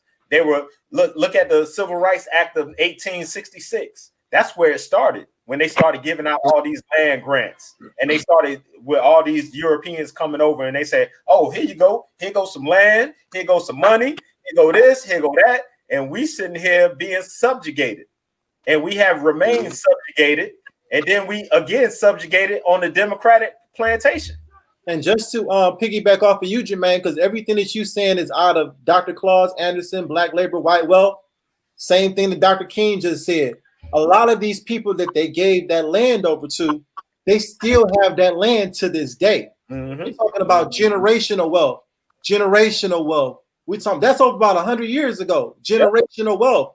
And with that generational wealth, you're talking about farms. You're talking about cattle. You're talking about infrastructure. Like, people got t-shirt lines, but do you have the cotton? Right. Can you make a shirt? Can you really create a shirt and stitch a shirt together? Like, this is where our power was once at, because we had the skills. And this is the reason how Black Wall Street was created, because we came out of slavery and we couldn't do business with the white man coming out of slavery. So we had to do business amongst ourselves. But when you look at today, like I said in the beginning, we don't value knowledge. We don't want to learn how to do this type of shit. We don't want to learn how to plant shit. It's manual labor. You know, we on some punk weak ass shit, and we can't create an economy trying to be timid, trying to be white collared and shit like that. You got to have some skills in order to pay the bill. But Vince, guess what they done did too, and this is the trickery of this damn system. Now they've made it illegal for you to even plant your own shit. So you getting their fucking damn GMO seeds. It's illegal to fucking plant that shit in your fucking damn yard. They'll take your shit. I can't say all, but they are pushing that. Like even with the rainwater, you know, like they don't want you to get rainwater. But at the same time, what you gonna do in order to protect your family? Right. Like my grandmother, she knew how to do. She used to do preserves. I don't know if y'all know anything about preserves and stuff. Of course. Yeah, my grandma did. Preserves and put them in the basement. Man, she'd have a whole ass cubby full of preserves. Think about this shit. Imagine how much food that she saved over the years or whatever. And don't do that kind of shit because it's beneath us. You know, we so modernized. When the truck stopped, everything stopped. So what they're doing right now is they're taking away a lot of the jobs. They're destroying a lot of the middle class businesses, and they're creating slaves because now a lot of the people are going to be dependent on the government in order to take care of their families. This is why I'm always talking that self-sufficient shit. I don't work for nobody, period. So that's why I can talk as much shit as I want to talk and not give a fuck about what nobody thinks because I'm self-sufficient. I want men to be self-sufficient. I want women to be self-sufficient, especially when you 35, 40. Ain't nobody gonna hire you and pay you what you need to be paid, but I get paid good and I work for myself. You do the same. Yeah. So, I mean, like, we gotta have some skills in order to pay the bills, you know, and that's just what it is. A lot of us don't have the skills to pay the bills. You got motherfuckers that want to open up boutiques and sell soap and shit and want to do CBD and all this other fly-by-night businesses and shit that ain't gonna last for the next 5 years. It's about skill and trade. We talking about a real business. What kind of real business can you bring to the table? If you were to go overseas, will that business be flourished? Can you flourish off of that business?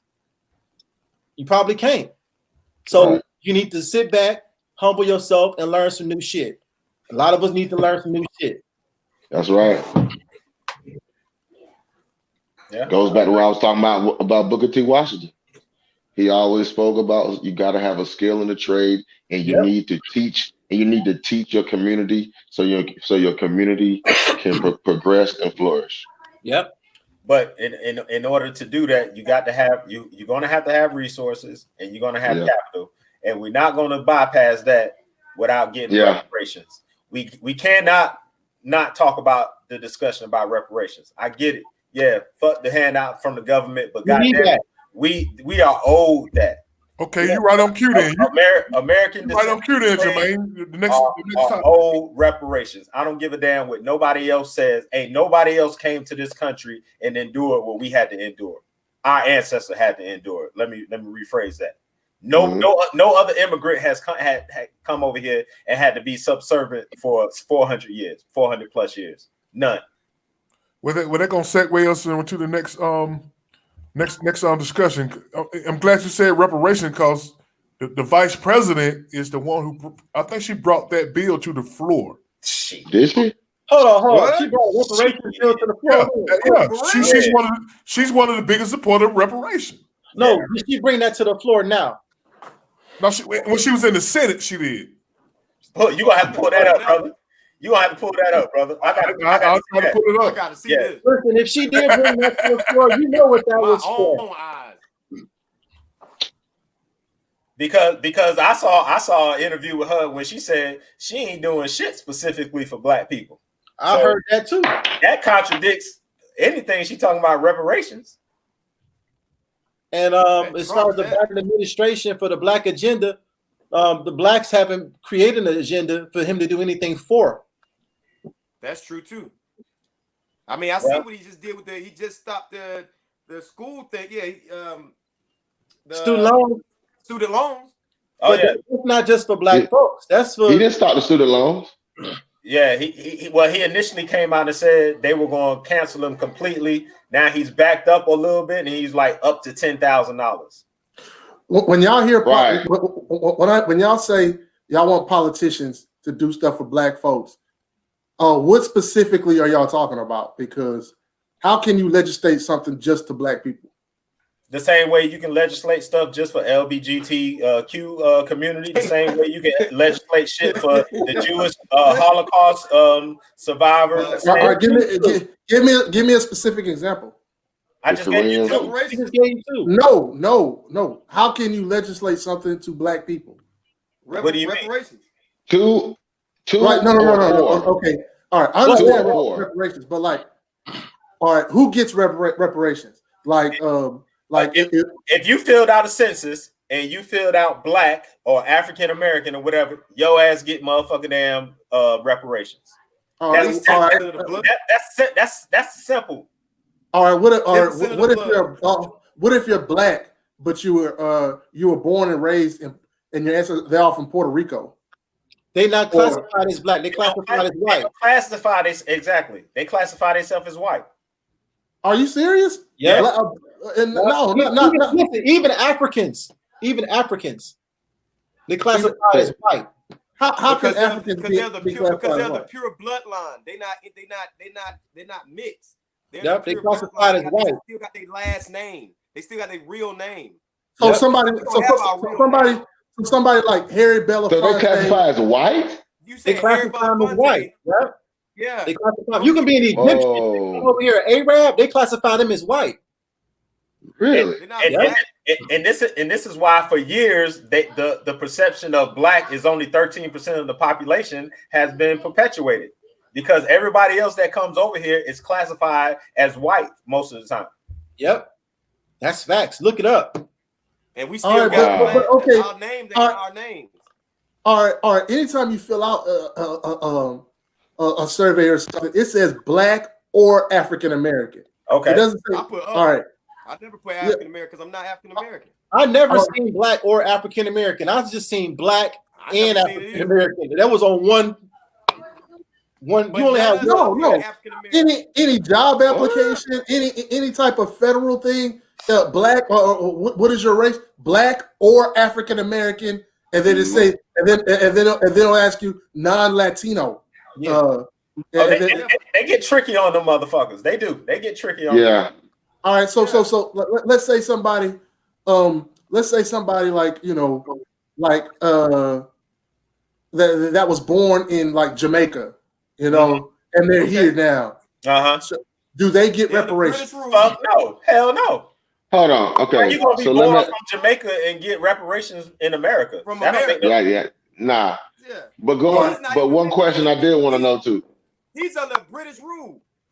Go ahead. One question I did want to ask. Jermaine, I want to ask you a question. Yeah. If 13% is not the number, what do you truly think the real number is? I would love to hear it. I would say somewhere between 35 and 45% of the population here. Really? Wow. I don't know about that.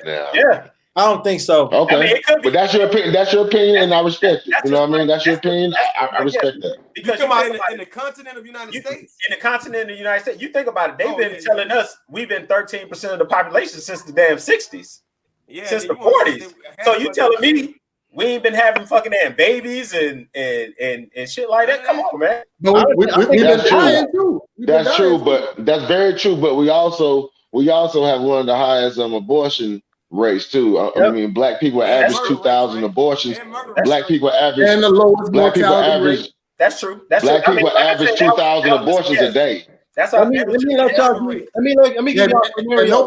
Nobody is multiplying like Hispanics. Hell no. Think about in the 70s and 80s though.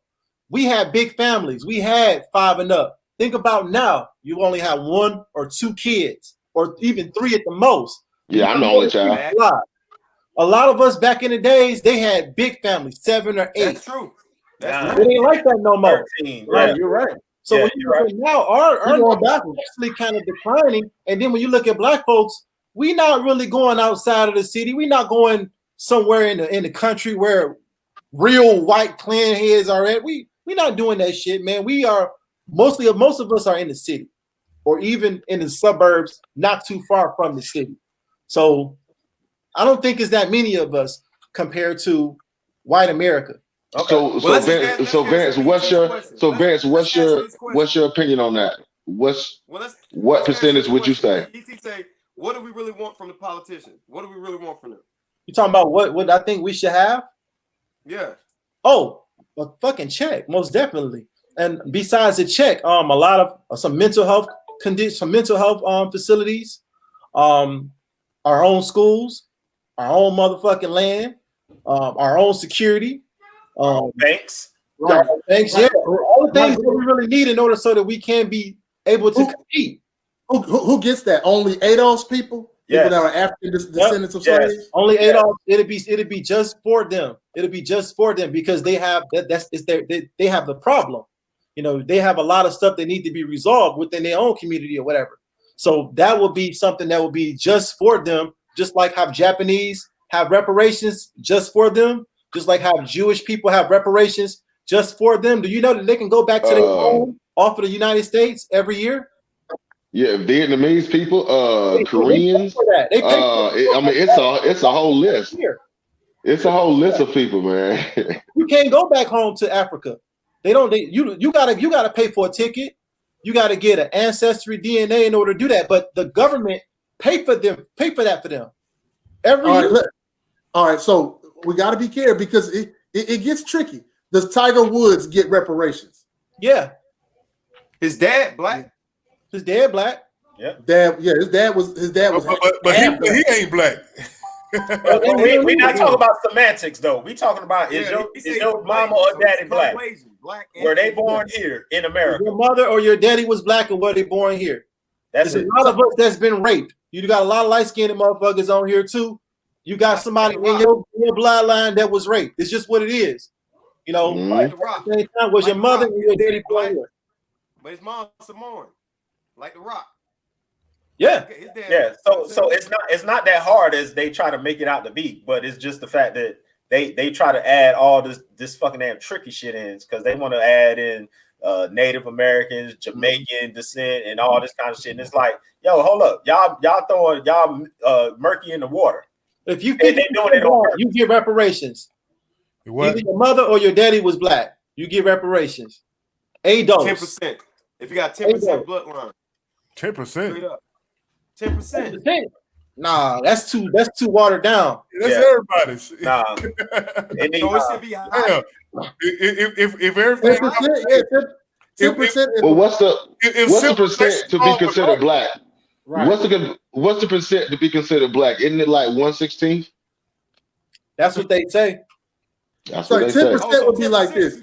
10% would be like, look, a black man having a black man with two black parents have a baby with a white woman, and then that baby has another baby with a white woman, and then that baby then has another baby with a white woman. That's 10%. Yeah. That's is that too watered down? That's too watered down. We've been watered down. No, that's too watered down. I think Koreans don't want his folk be left out, man. Hey. He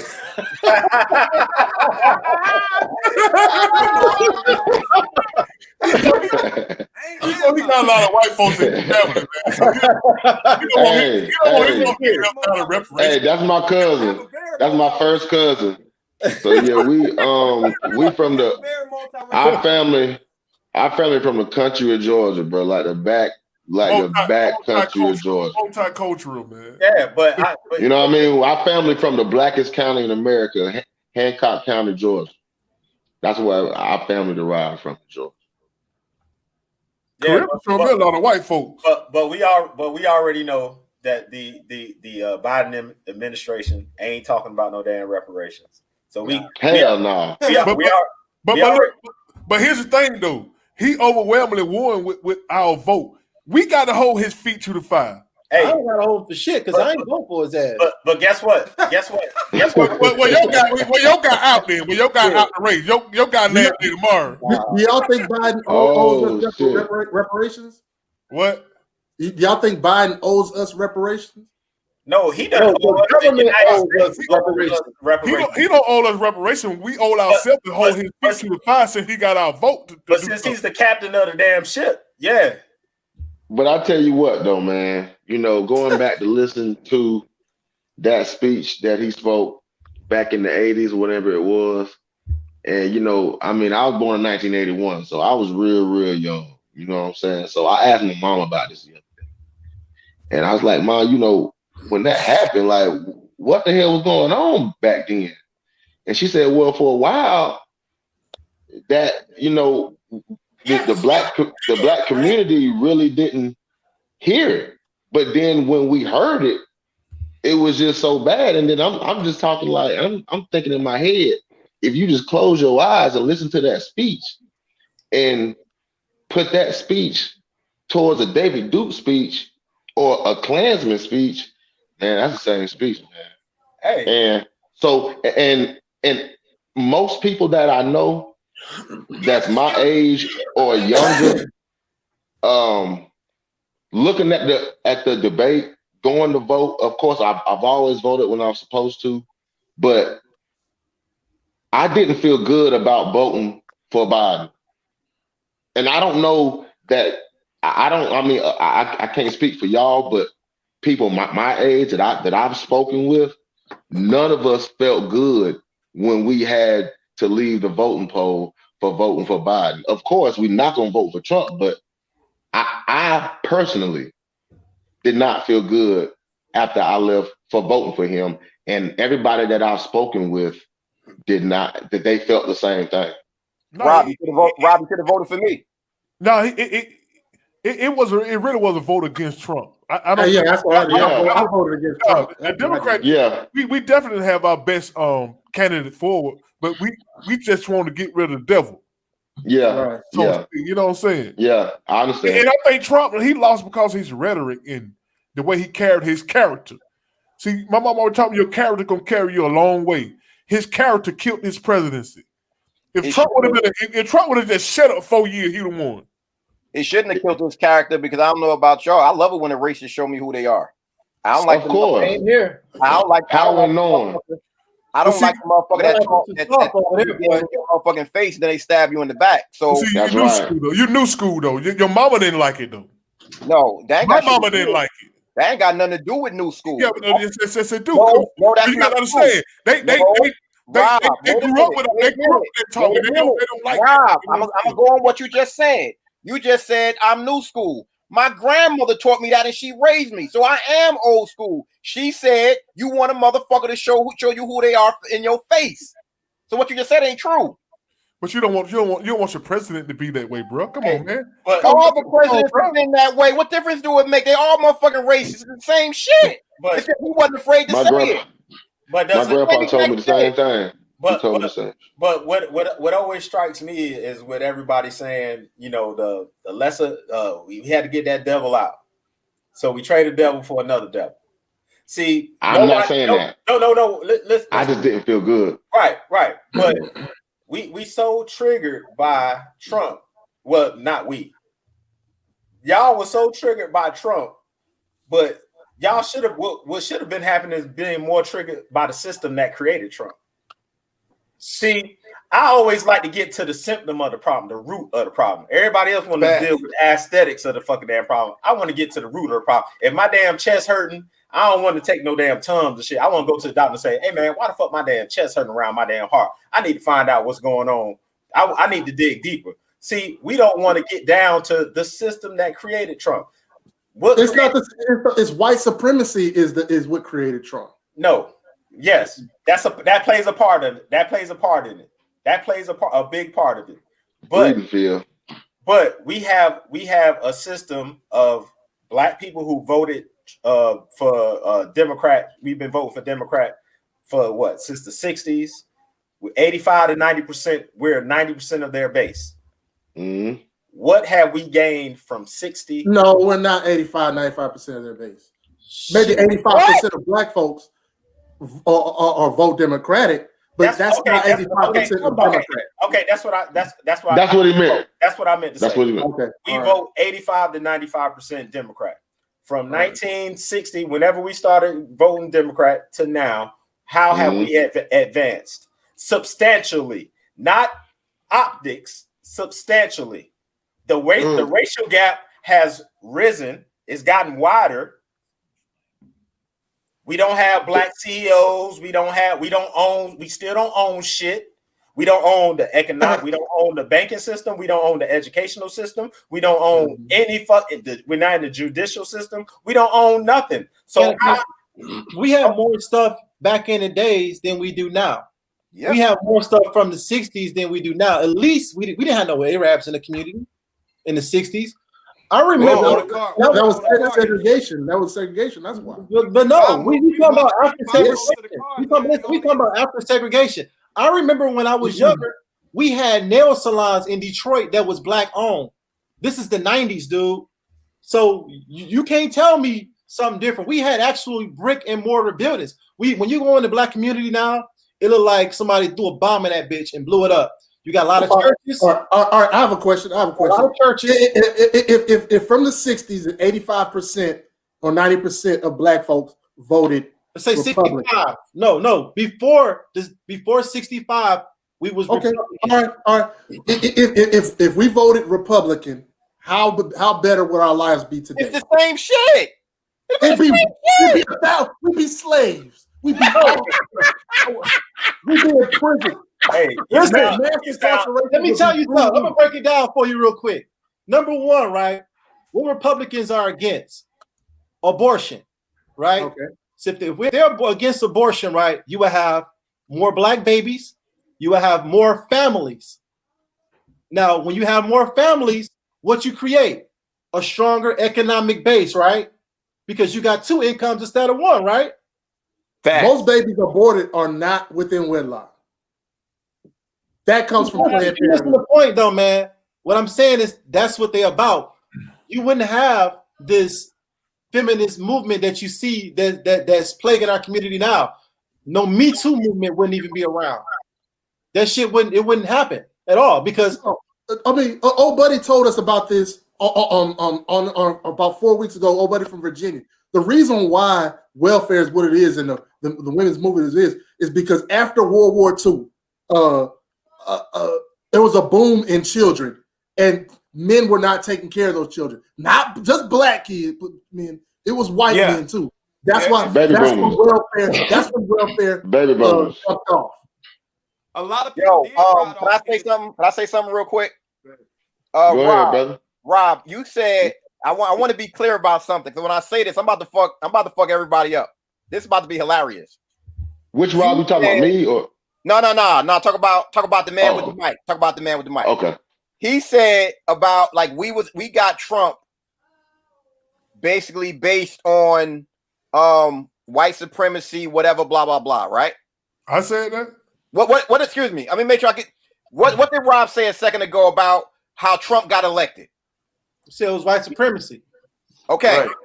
So here's the thing. When 45 ran against Hillary Clinton, I want to be clear about this. Hillary Clinton was the most qualified candidate to run for president ever. On paper. On paper, her list of accomplishments, nobody ever touched. That's fact. Now, she lost to 45, correct? Yeah. In the electoral college, yeah. No, but this is my point. She lost to 45, and that was also the lesser of two evils for more people because they said they trusted 45 more than they trusted her. Actually, she won the popular vote, so it don't matter. You said until the popular vote matters and you win. Majority of people voted for her. Rob, majority of people voted for her now. The popular vote does not matter in the country that we live in, so it's a moot point. The fact of the matter is, yes, you're right. The fact of the matter is, the world did not trust her. You can't say that people voted for him. No, we got to go by the rules of the country. The world didn't trust her. The world didn't trust her. Of the country. So this is my point. My point is, he beat her based on the numbers, the way the system works in this country. and a majority of the people said, I trust him more than I trust her. So they chose the lesser of two evils. What the fuck did you get? We got him, and now motherfuckers complaining about that. So nobody should be complaining at all because it's the same fucking cycle. It does not change at all. Nobody want to admit that though. They want to go by emotion about what he was saying and all this other bullshit. It doesn't matter. The same exact way when that motherfucker won and it was Russiagate and the Democrats is bitching about that. Now that he allegedly lost, now the Republicans are bitching about, oh, it was voter fraud and all that shit. Once again, it's fucking political theater. It's the same exact shit. That's the shit that's annoying, that people be talking about this shit and getting all emotional about it, just except we live in a fucked up country. Fact that's a point. We live in a fucked up country. It ain't shit we can do politically. We have to do what we have to do to take care of us and stop talking about this bullshit. I could give a damn about that inauguration tomorrow. I can give a fuck. I don't care about nothing about it. Why should I care? I'm going to watch a man that can't remember his name get inaugurated as president, and I'm going to watch a woman who claimed to be black when it's fucking convenient because she boasts that she's a fucking Indian American. I could care less about that shit. Once again, the same way whoever that was in Flint, Michigan, or Michigan, they bringing up Governor Rick Snyder and whoever else they indicting them. An indictment, once again, is symbolism. I want action. I want a motherfucking conviction. I'm so sick of living and we constantly see all this fucking symbolism. I could care less. Our black president, Flint, Michigan, happened on his watch. Yes. Gaddafi happened on his motherfucking watch. Gaddafi was getting ready to fuck up the world because the money was ready to be backed by a gold standard. They couldn't have that. So a black man killed another fucking black man. But this is the type of shit nobody want to talk about because they still have his motherfucking hope when he had 8 years and he ain't do shit. Better not talk about Obama. Don't you talk about my Obama. And that right there.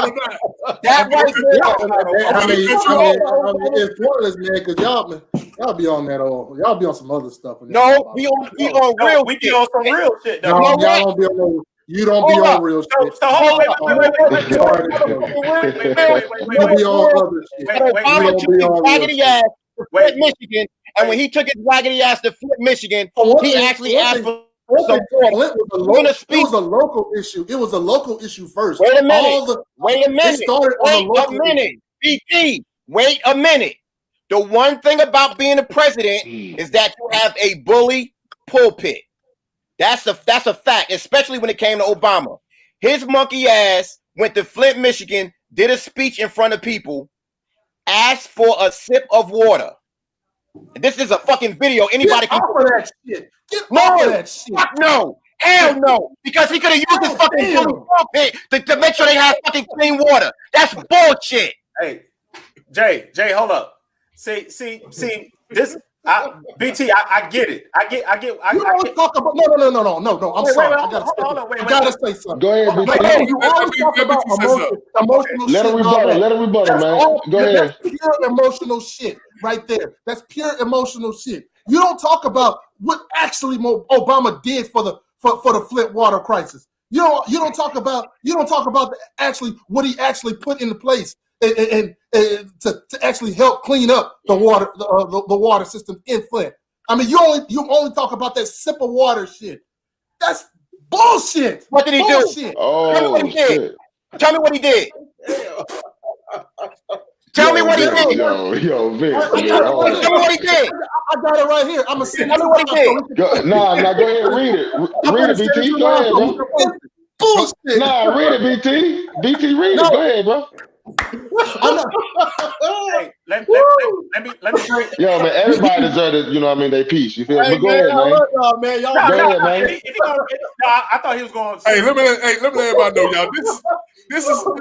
This is what this show is all about, man. We're having a hefty conversation. You know what I'm saying? I mean, Vince, a week over there, boy. Yo, real funny. That BT just said, I'm a reader. I'm still waiting.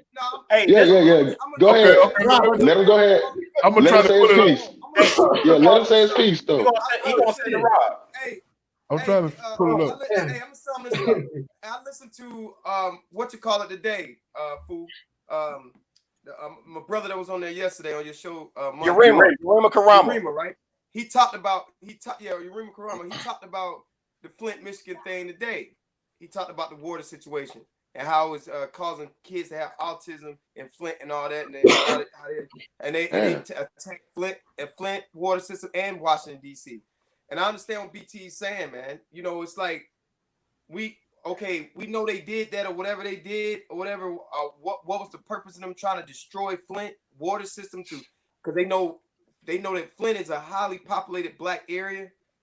I don't really understand why they kept picking on Flint anyway. What was the purpose of them going for Flint? It's not just what I mean. What was the purpose of them attacking? It wasn't just Flint. I would have to find the episode. It's an episode with Rachel Maddow, and it was like fucking. It might have been 6-7 years ago. She broke down what happened. Then they were saying it might come to Atlanta too. They were secretly doing this to certain places that was high in economic when it came to the black economy. Okay, this here though. Like this is what you say right here. Flint isn't just black people. It's a lot of poor white people that live in Flint. I'm from Michigan, so I know. Yeah. Y'all read it while I stroll up then. All right. Okay. All right, y'all go ahead. Go ahead, scroll up. Read the Win. Go ahead, BT. This is the order you said. The WIN Act, Water Infrastructure Improvements for the Nation Act. In December of 2016, Obama took care of that. He got that pushed through. That act provided $170 million for communities grappling with drinking water emergencies. And Flint was specifically mentioned and the intended recipient. Now, you got to realize, he put in emergency funds, $5 million off the rip. Now, to sit there and say that Obama sat back and did nothing is unfair, and it's not true. And I mean, to sit there and say he ain't done nothing for black folks is unfair, not true. Can I ask you a question? Is their water fixed? Is the water fixed now? Yeah. No. That don't mean no, it ain't. It's not fixed. What you talking about?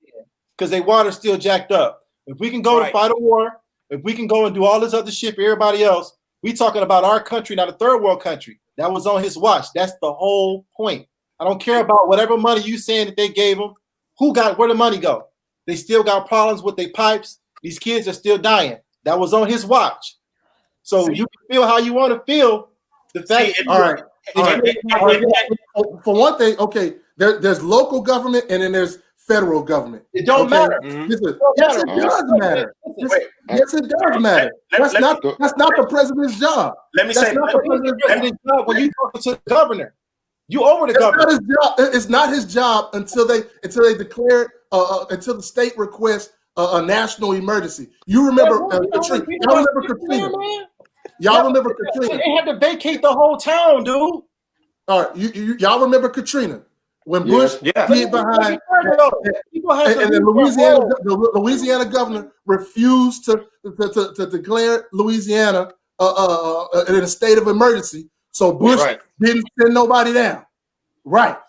So Obama can't do nothing until the proper channels are done. Take it further because you said it was a state. It was a federal, right? State thing. Federal is the president. Now we talk about the state. It was two different governances that transpired.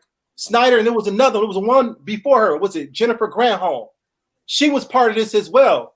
But the thing is, they had the money to take care of it, and none of them did anything about it. He came in, like you said, he provided some money, right? Where the money go? Why the water still ain't fixed?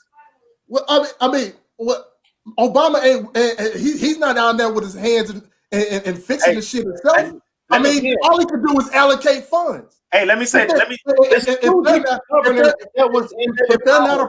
they're not allocating funds appropriately, how was that on Obama? Hey, let me. No, it's not on Obama.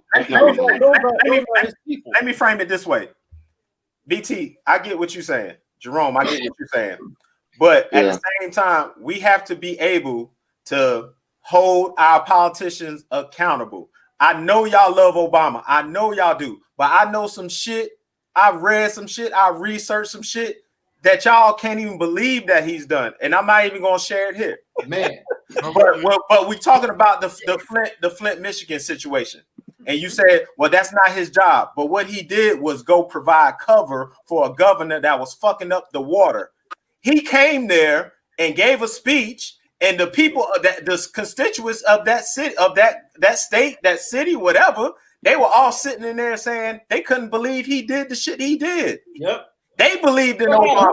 Hall meeting on that shit. They was acting crazy. They was balling out on them on that. He not only did it once, he did it twice. After he did the sip shit on the podium, he went in the backstage and did another sip shit on the conference table. So what I'm saying is, I'm not trying to beat up on the man. What I'm saying is, if you were the president, you shouldn't have took your ass there anyway. If you didn't want it, you shouldn't have took your ass there. Let's put it on the scale. And on one hand, we got Obama sipping water. All right. And the other one, he got $5 million. Okay. What has more impact? I can tell you what has more impact.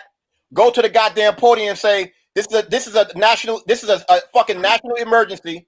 I'm gonna sign an executive order for the military to go fix those pipes. That's what he could have did, and he chose not to do it. That was some simple shit. Yeah. That was super simple. So he couldn't.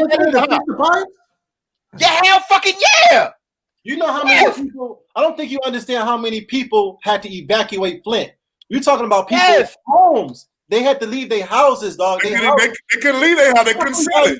Dude, hold on. No, the property value went down. Yeah, they couldn't even sell their house. They couldn't sell their house.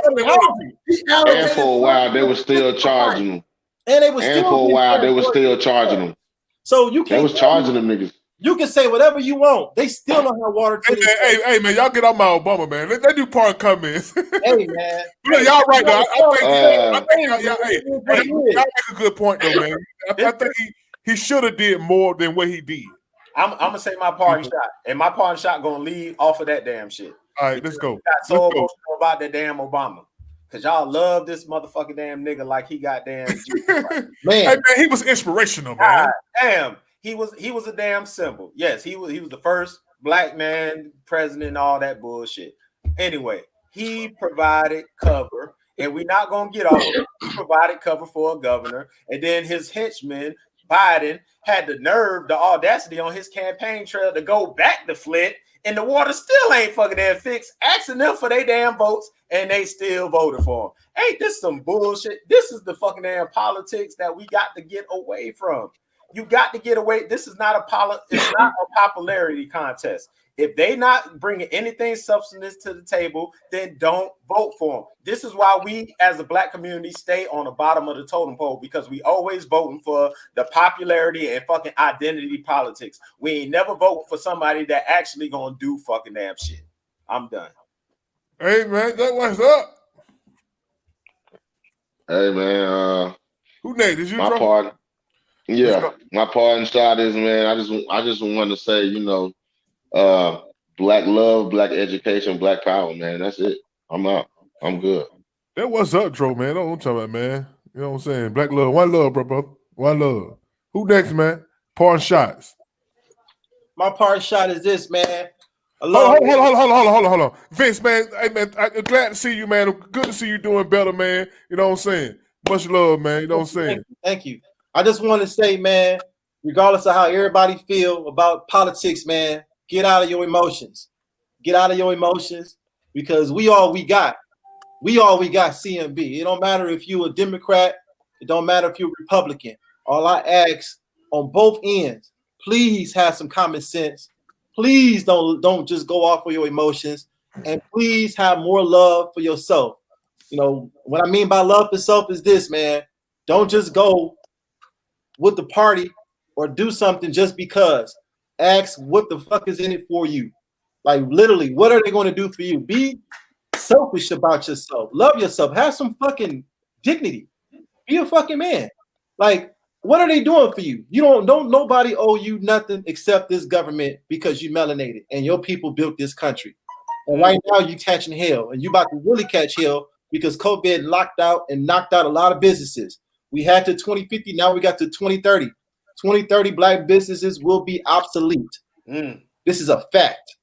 So y'all can feel how y'all want to feel. Y'all want to say red, y'all want to say blue, but the whole thing is all about green.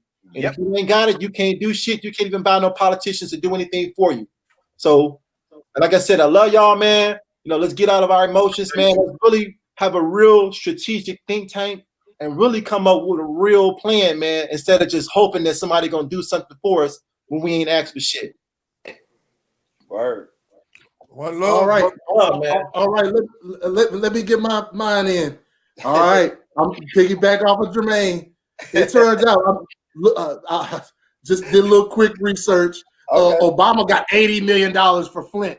Okay. Governor Snyder in 2016 on his way out the door. Not mind you. Okay. Governor Snyder decided, Rick Snyder, he decided that he wanted to use a cheaper version for a cheaper resolution for Flint's water crisis, and that's what's fucked up everything. That's what's getting the all these indictments going on jumped off. Obama's gone now. I mean, this is the October of 2016. You know, Trump wins the election in a couple of weeks. Okay, so after Snyder made that decision that really fucked over the people in Flint, I mean, Obama was pretty much gone after he gave him $80 million. So that's all I want to say, man. I mean, don't be so quick to hold on to little symbols and little shit just so you can trash Obama. I mean, actually look and research what he's done. What the man has done. We're gonna see if y'all had that same, we gonna see if y'all had that same energy once Trump gone, and y'all be saying, right, who next, look what Trump did. Who next, man? I ain't gonna have zero energy for Trump. I'm gonna say my part shot, man. I gotta use my boy James Baldwin, man. We don't never talk about that ain't true, you know. James Baldwin. Anyone who has ever struggled with poverty knows how extremely expensive it is to be poor. And you know, that's what we mainly been talking about. Our people being poor and not having this, not having that. But like I said, man, at the end of the day, it was bad what happened in Flint. It was bad what happened with Katrina. It was bad what happened with slavery. It was bad what happened to the Trail of Tears. It was bad what happened to the Tuskegee experience with the Tuskegee experiment. It was bad what happened with the assassination of King, of Che Guevara, of Malcolm X, of Kennedy, all the Kennedys. It was bad. All that stuff was bad, man. But at the end of the day, we fast forward. We see things as it's more publicized now. The media has a lot more power. They got it's more sustained and it's more aimed towards us because we make this stuff go around. We got the power to really change things, but we won't because we're still stuck in the same vacuum we can't get out of. You know, we gotta stop coming at each other too, man. Everybody got their points, but we gotta be a strong. If you got a fist together like this, it's strong. You go like this, it's not strong, man. So until we get together like this, man, we always gonna be like this, and they always gonna infiltrate every time. So, yo, man, I just want us to come together, man. And I love this panel. I love all my bros, man. BT, everybody, Vince. I'm glad Vince doing good. He was down. Fu, Jermaine, my cousin, Rob, and everybody else would come on the show, man. I just want us to come together and be more stronger, man. You know what I'm saying? I know we got our differences and points and everything, but I think it's gonna be all right. I think this year gonna be a better year, man. And it ain't about the politics either. I'm just saying. I'm just speaking hypothetically. I think it'll be a better year, and a lot of things have been revealed to us. We've seen it, and it's time to move on now, man. That's it. Word, my brother. Charisma with the coldest hat game in the business. Thank you, bro. Thank you, bro.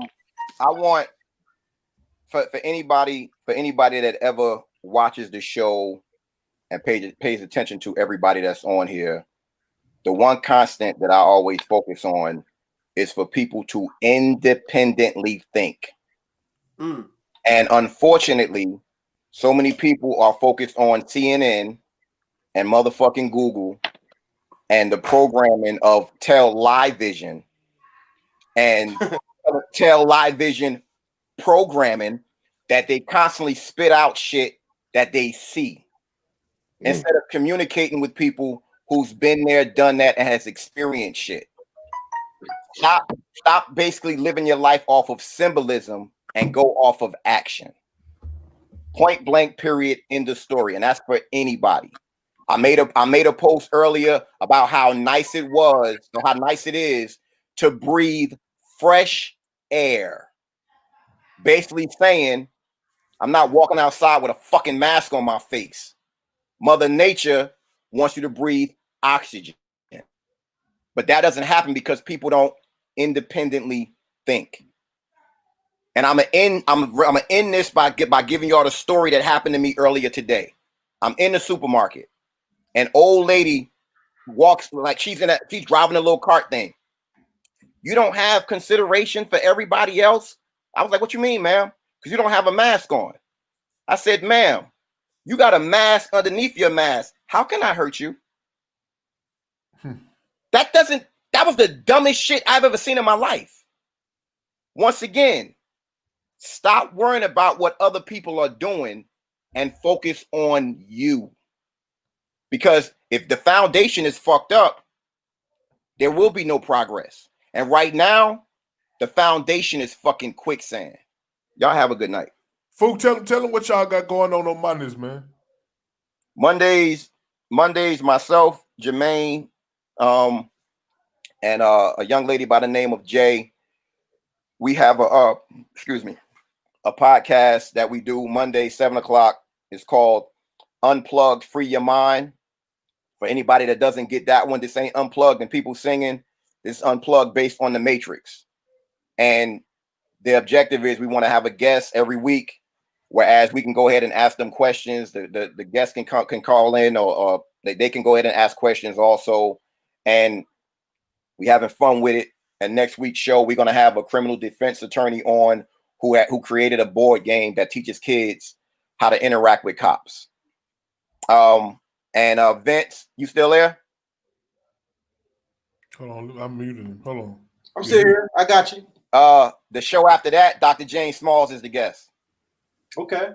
So you got to send me a link though, bro. Well, I know I've been down, but send me a link.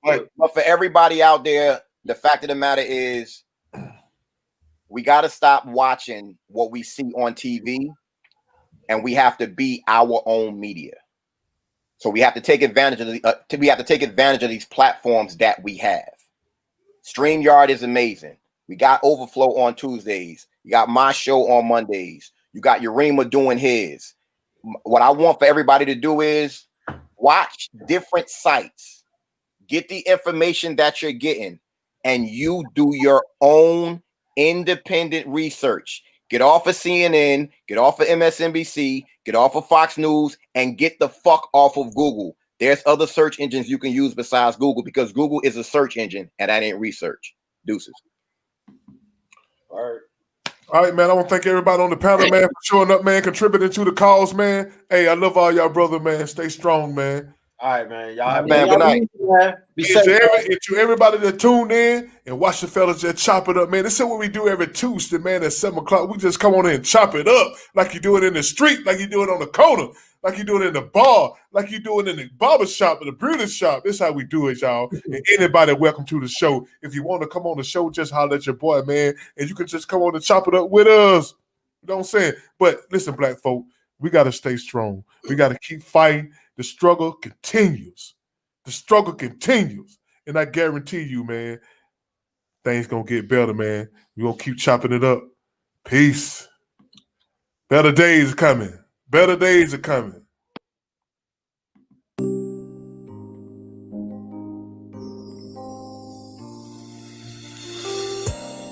Sometimes I wonder where you are.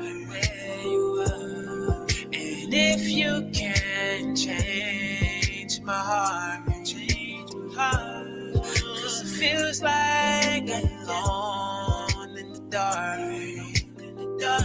Trying to seek out for some help. I don't know where to start. Trying to figure out which way to go. Trying to do the best I can with what I know. I'm seeking for guidance. Trying to get right to find. Sometimes I wonder why things end up the way they do. Yeah. But when I look in the sky, I feel the presence of you. And even when my skies turn gray, I know I'll be okay. I keep on telling myself that this will be a better day. I've been trying to encourage myself. Though truth be told, I've been needing some help. I'm tired of putting my heart on the shelf. God, I've been away, been needing your help. 'Cause I can't do it by myself. Been up and down, been trying to find help. Trying to find help. That's why I come to you, Lord. Trying to figure out which way to go. Trying to do the best I can with what I know. I'm seeking for guidance. Trying to get right to find. You have picked me up when I was down. When I was down, you have turned my frown into a smile. That's why I have better days. That's why I have better days. That's why I have better days. That's why I have better days. Sometimes I wonder why things end up the way they do. Yeah. when I look in the sky, I feel the presence of you. And even when my skies turn gray, I know I'll be okay. Keep on telling myself that this will be a better day. Sometimes I wonder why things end up the way they do. Hey, look up in the sky. Presence of you. And even when my skies turn gray, I know I'll be okay. Yeah. Keep on telling myself that this will be a better day. Things will get better.